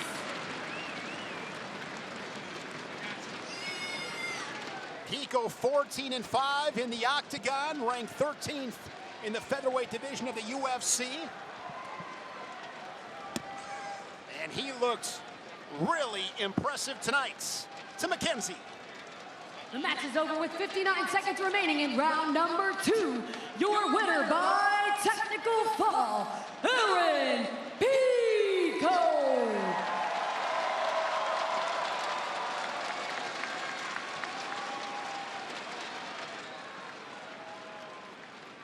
I remember the Olympic trials in 2016 very clearly. It has been 10 years, and it is hard to believe that was your first time on the mat. Aaron, you look awesome. Thank you guys so much. It's been 10 years since I've been away. I really haven't been able to say thank you to wrestling. Everything it's done for me. People here, it's awesome, and I'm just so happy to be at RAF. I want to grow this thing. And I want to make it one of the best sports, the most popular sport in the world. So we're on our way. Aaron, 3 weeks ago, there was a press conference. Zane Rutherford was at the bully pulpit, and I asked him about you, and he has not forgot the deficit. He's very interested in your return. What can we expect to see from you next? One thing I can say about that is I beat him 6 times for free. So now I can beat him and get paid for it? Sign me up. All right, Aaron, you are not the only fighter on the card tonight. In one of our main events, we're going to see Tsarukyan versus Ferguson. How do you see that match? Oh, man, Arman's on the top of his game right now. I think he's booked up for the next 2 years with RAF, so he has a bunch of experience, and yeah, it's going to be good. Aaron, I very sincerely say welcome back, ladies and gentlemen, Aaron Pico. We'd all love to see Rutherford and Pico. Juliana, we bid farewell to you. It's always a pleasure. You have fun tonight? I had so much fun. Thank you guys so much. We'll see you at the next one. Juliana Pena, the 2-time former UFC champion, will step aside as we bring in Olympic champion Kurt Angle. Arman Tsarukyan, 5-0 now in Real American Freestyle. There is Arman. Tsarukyan has been a point-scoring machine on the mat of Real American Freestyle. Racking up the points, and the tech falls 5-0. 3 technical superiorities for Tsarukyan. Beat Muggsy 16-5. Put all those points up in a period. Arman Tsarukyan looking to make it 6-0. in Real American Freestyle. And how about Tony Ferguson making his Real American Freestyle debut, 42 years young. Former interim UFC lightweight champion. He was a high school state champion in Michigan and won a NCAA national title at Grand Valley State University back in 2006. Sparks alongside the Olympic champion Kurt Angle and Chael Sonnen. How awesome has it been in St. Louis, Kurt? This has been an awesome event tonight, and I can't wait to see these next two main events coming up right now. Two main events. All right, fans, let's just hear it. Arman Tsarukyan and Tony Ferguson. Ferguson, that national championship NCAA in 2006. Arman Tsarukyan is beginning to dominate the RAF record book, ranked first or second in no less than 8 major categories. He is unbeaten in RAF, 5-0. Tony Ferguson plans on spoiling the fun.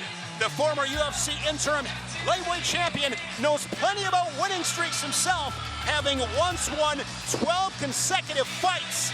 Tonight, something's got to give as these two battering Rams collide.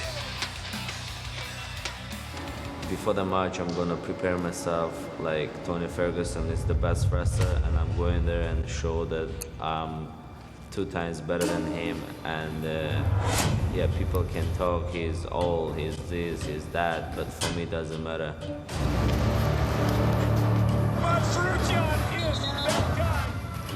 For Tony Ferguson, I'm preparing something new I've never done before.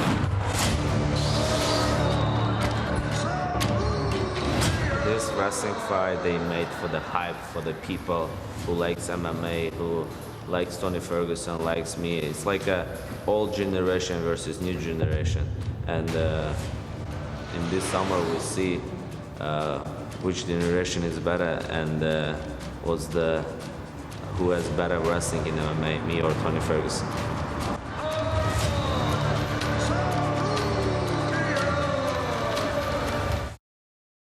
I grew up very angry. I don't know why I would get so aggressive. I would throw my medals out in the woods. But wrestling has been one of the biggest sports to teach me not just about life in general, on the mat and off the mat, but being able to be coachable.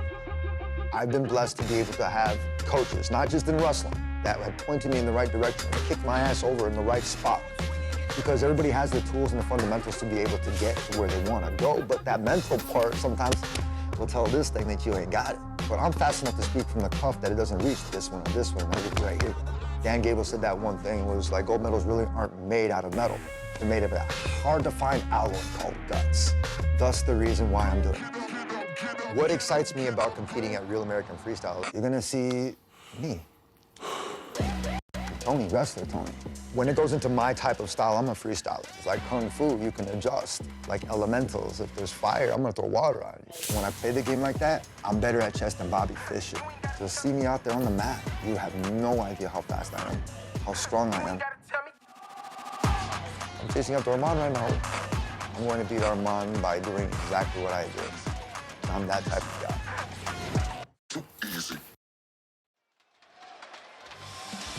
It's time for your first main event of the evening. Please welcome Tony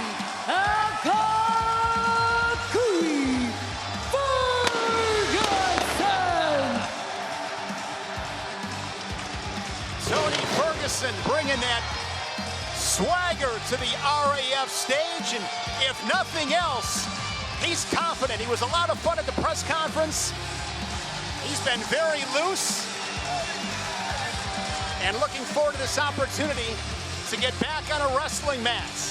He's a very talented guy, too. He was a national champion in college, and he's got a lot of talent.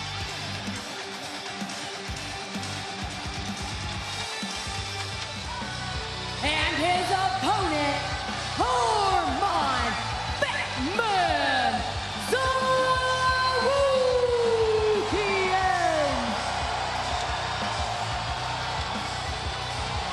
Arman Tsarukyan.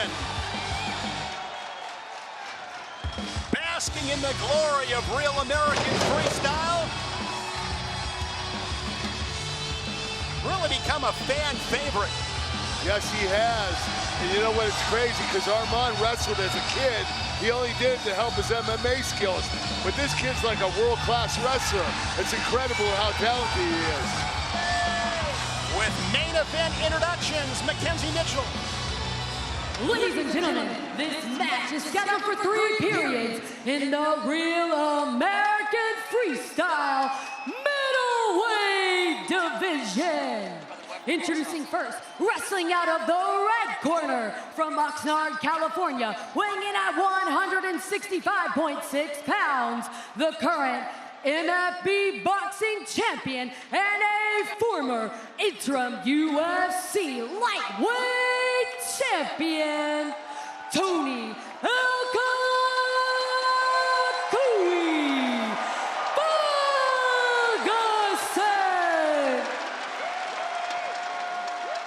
And his opponent, wrestling out of the blue corner, wrestling out of St. Louis, Missouri, weighing in at 169 pounds, the #1 UFC lightweight contender, Arman Batman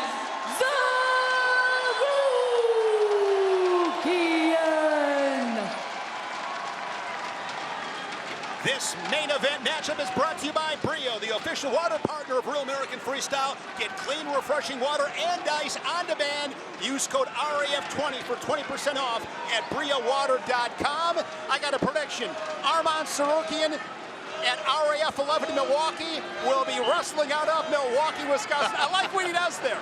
Wherever he's wrestling, that is where he says he's wrestling out of it and he gets the crowd into it. Everybody loves him. He could actually be the face of RAF. He's still undefeated. He's very controversial, and he's very popular. The fans absolutely love him. Hey, he's got a harder match tonight than many people are aware. I agree. This Tony Ferguson is a national champion in college, NCAA champion at 165 pounds. Ferguson tried a trip. It was defended by Tsarukyan. Now Arman plants him down, and that is going to be big points for Tsarukyan. Well, and very kind of the referee to only call that first one, too. That was feet to back. Now, of course, he put himself there, which makes it a little confusing. But all right, let's start over. The first 6 don't count. Wipe that out. Yeah, wipe that away.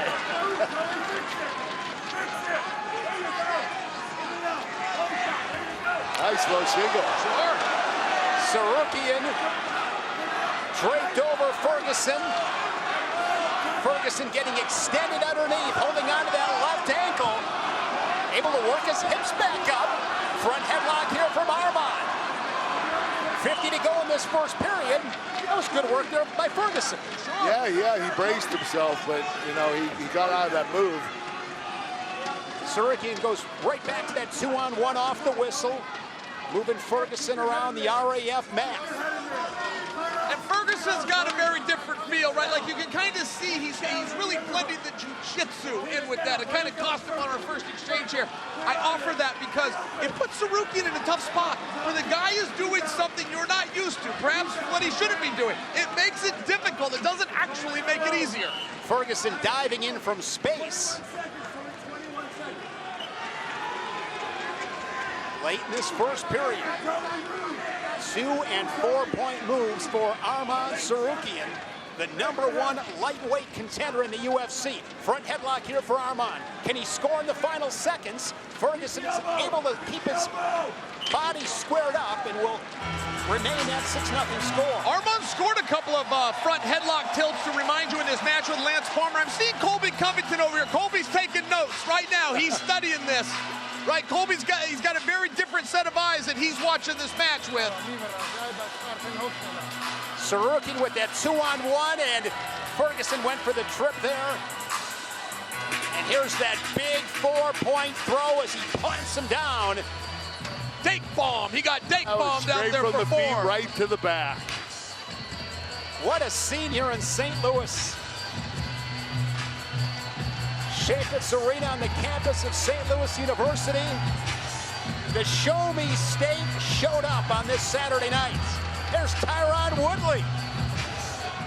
wrestled at Missouri, teammates with Ben Askren. And Ferguson not even wet. Going to towel himself off once again. Tosses the towel and he's back center of the mat. Here we go in the second period. All right, I'm willing to overlook those first 6 points. All right, we got a couple of those were goofy. The second came from a power bomb. Let's get a restart here with these two.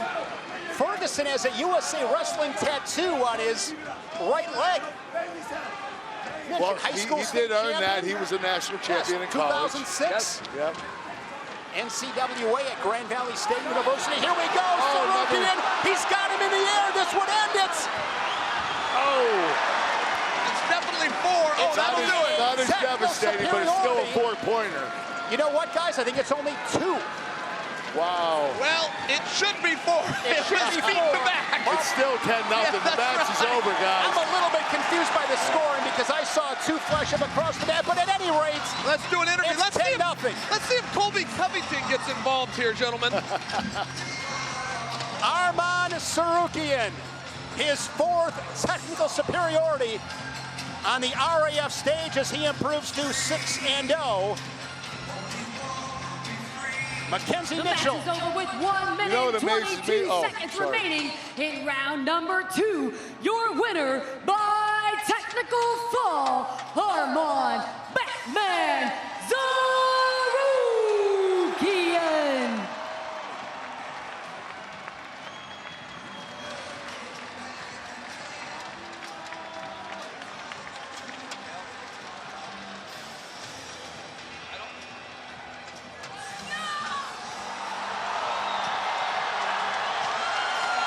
As I mentioned, he's become a crowd favorite as he whips one of those shoes into the stands. Now going to take off his left shoe. There's Colby Covington. He'll meet Tsarukyan in Milwaukee at RAF 11. Tsarukyan is setting himself up for the face of the company. That's what he's doing right now. He's making the fans absolutely love him. As Arman makes his way over to Chelsea. Well, Arman, I had a feeling you were going to get the crowd riled up, but I didn't know it would be by throwing a shoe at them. How are you feeling right now, stud? Feeling great, thank you. Thank you for coming, thank you for support. Thank you, Tony Ferguson, RAF. It's glad to be here, especially crowd. Always on my side. Thank you, USA.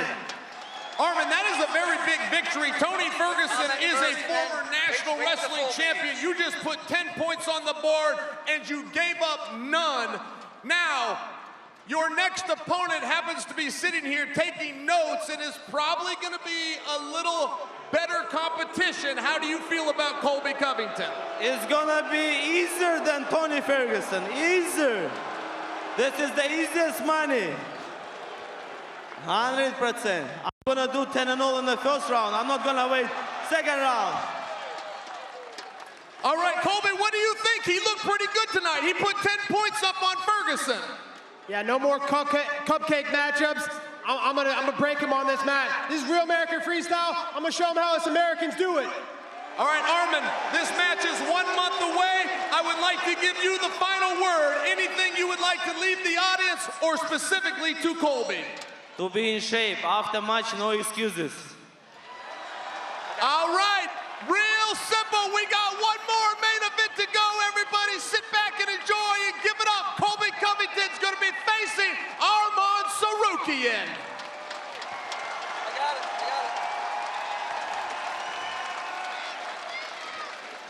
RAF 11 in Milwaukee, July 18th. You don't want to miss this one. In one of the most anticipated matchups of the summer, it is Arman Tsarukyan and Colby Covington in the main event, of course. We'll see Olympian Ben Askren make his celebrated return on the mat against Bilal Muhammad. Get your tickets now or watch live on Fox Nation. Arman Tsarukyan, a man of the people. I got a little bit nervous when I saw him go down to take his shoe off. That's a sign of retirement in wrestling. I thought, there's no way he's going to end it tonight in St. Louis. My heart skipped a beat or two, and But again, he threw that dirty shoe into the crowd, and they loved it. How cool is this? They were fighting over that dirty shoe. That is pretty Now he's damn got to cool. find Arman after this event, have Arman sign that shoe, take a picture. It'll be a night that young fan will never forget. I guarantee Arman Tsarukyan will not retire unless he loses. Maybe that's a guy that's going to be next gen. First next gen event will be in Milwaukee on that Sunday, July 19th. RAF does a spectacular job bringing the fans, the young fans, in front of the superstars of real American freestyle. It makes a big difference. One main event down, one more main event to close this night in St. Louis. Dillon Danis may have lost his RAF debut to Colby Covington by tech fall, but the Brazilian Jiu-Jitsu black belt is always a very dangerous opponent. He'll step onto the mat tonight, facing one of the greatest challenges of his career in former UFC middleweight champion, the Wolf, Khamzat Chimaev. Fireworks are expected in St. Louis. Wrestling is my background. I like this sport. I watch a lot of Olympic Games all the time. I like to compete when I come with my friends, my teammates, you know. That's good energy. Like a family goes to the war, you know. So that's why it would be fun. We hope like Arman don't do some crazy things there and with headbutts. Would be good to beat this guy, then go to the next one. So hopefully we get the Colby. I'll just smash them both.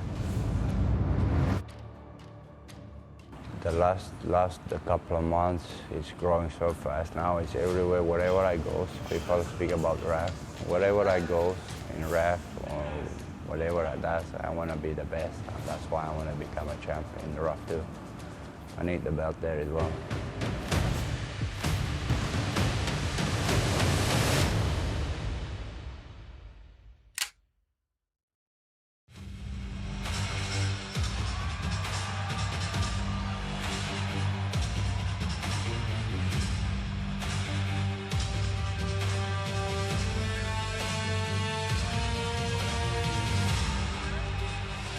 Ladies and gentlemen, it's time for your final main event of the evening. Please welcome Dillon Danis.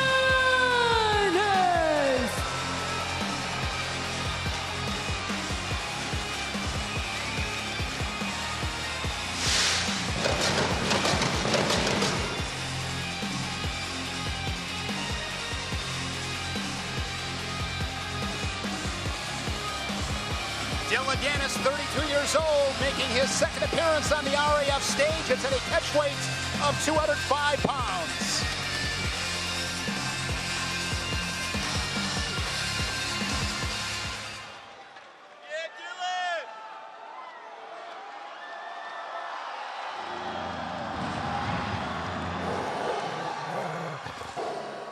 I'm coming, rock.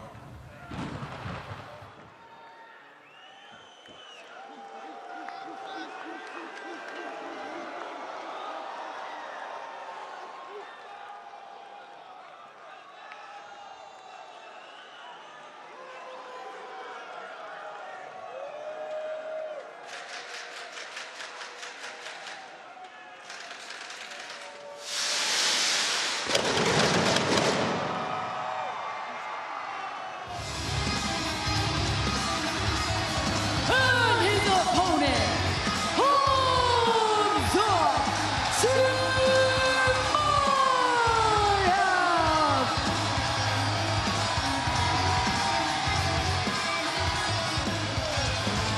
The time has come. His signing was announced on April 18th. Recently turned 32 years old, born in the Chechen Republic in Russia, the former UFC middleweight champion, the Wolf, Khamzat Chimaev.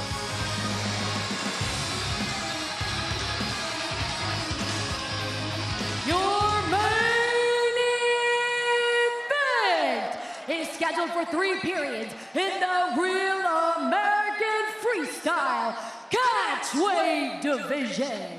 Introducing first, wrestling out of the red corner from Parsippany, New Jersey, weighing in at 205 pounds, a 15-time Jiu-Jitsu World Champion and MMA World Champion, Dillon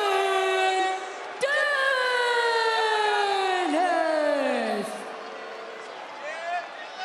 And his opponent, wrestling out of the blue corner and from the United Arab Emirates, weighing in at 203.4 pounds, a two-time Swedish national champion, a former UFC middleweight champion,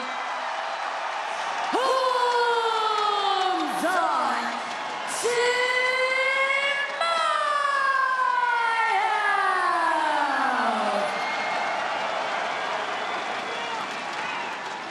This main event is brought to you by Spartans.com, the official online gaming partner of Real American Freestyle. Scan now or go to Spartans.com to play.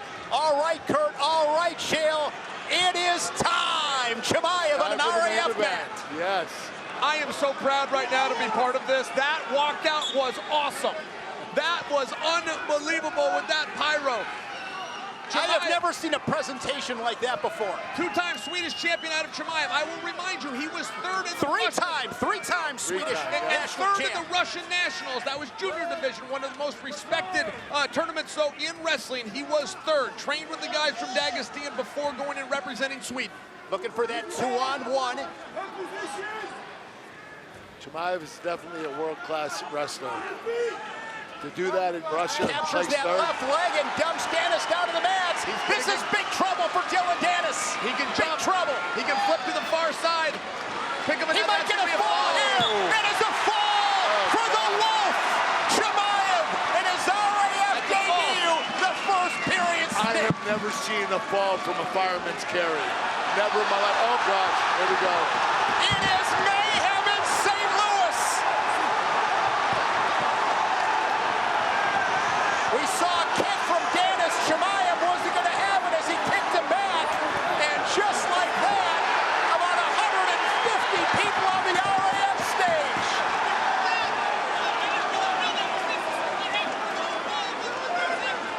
I saw Danis kick Chimaev, and then Chimaev kicked him back.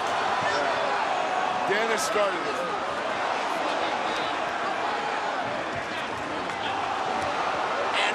Are continuing as we try to calm the temperature. Guys, this is something we could do without. The bad sportsmanship, this is not a good reflection on wrestling. No, we didn't need that. And what has been a phenomenal night. It has been a fantastic night. I don't want to let this take away from what a night it has been. And here's what happened. Here's Chimaev. He gets that leg, dumps down Danis, grabs the elbow, tips him up, and pins him. Danis should have bailed here. He didn't. Referee actually does a good job looking in. But he kept that arm chill. It would have been tough to bail. That's right. So Danis exposes here. Referee calls it a fall. All right, yeah, I guess he kicked him. I guess.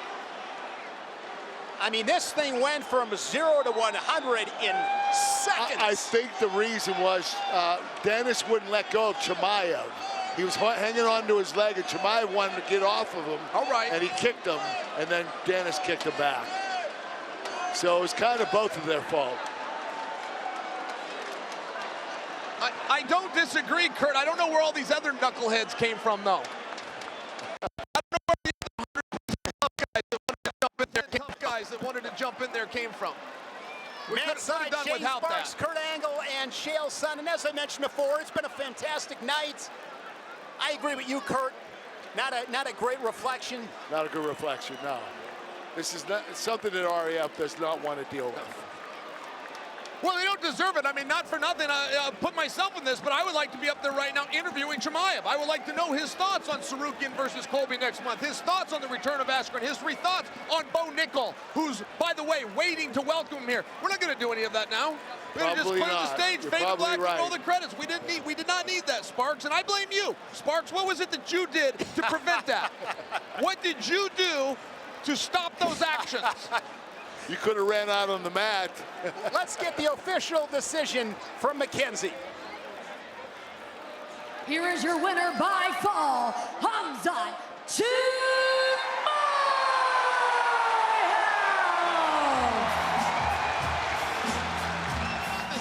This referee over here picked Chimaev up and walked him around, and Chimaev showed respect. If you'll remember, when Tsarukyan started that brawl, he also showed respect to our official, and for that I do have to give him a little bit of credit.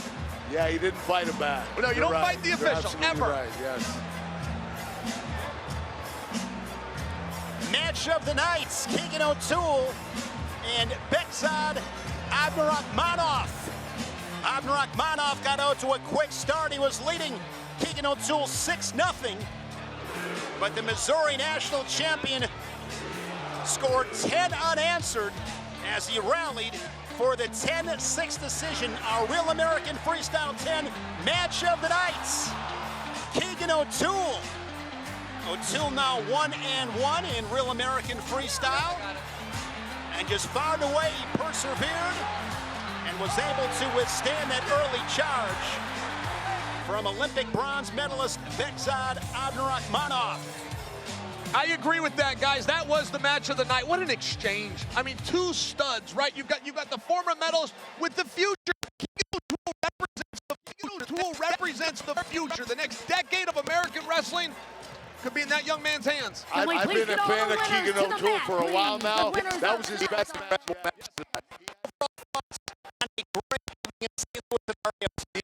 The evening was incredible. I loved every match. I just hated the ending. That's it. Bad guy? Yeah, I'd really like to hear from them, by the way. I thought that Chimaev earned. You know, you earn that moment in the spotlight. And he's you a superstar. To hear those and people the crowd, clap for you. They want to hear from the superstar. Yes, we did not need that. Especially the main event. It was the main event tonight. I will tell you, though, great all-time live gate right here tonight.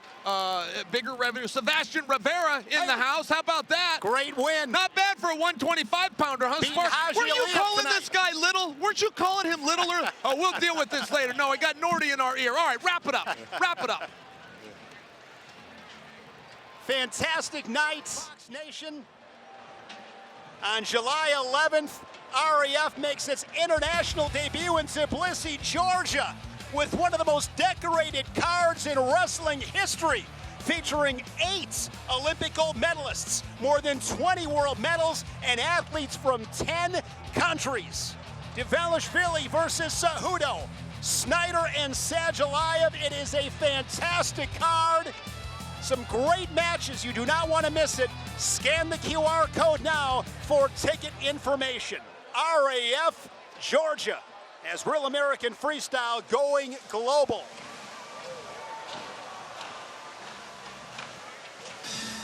Do you have any idea what that pyro costs? Do you know? I mean, but really think of this. Fox Nation, think of our production team. Think of Real American Freestyle. Think of where we are at, guys. We are in a sold-out arena about to go to Tbilisi, Georgia. All in 12 months. We're roaming the whole world. For Chael Sonnen, Juliana Pena, Kurt Angle, and our producer, John Norton, our entire Real American Freestyle production crew, I'm Shane Sparks saying good night from St. Louis.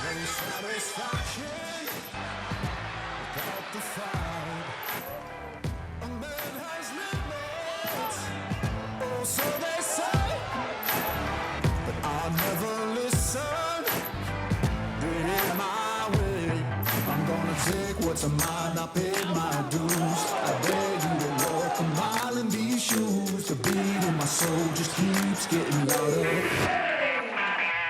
Give me some.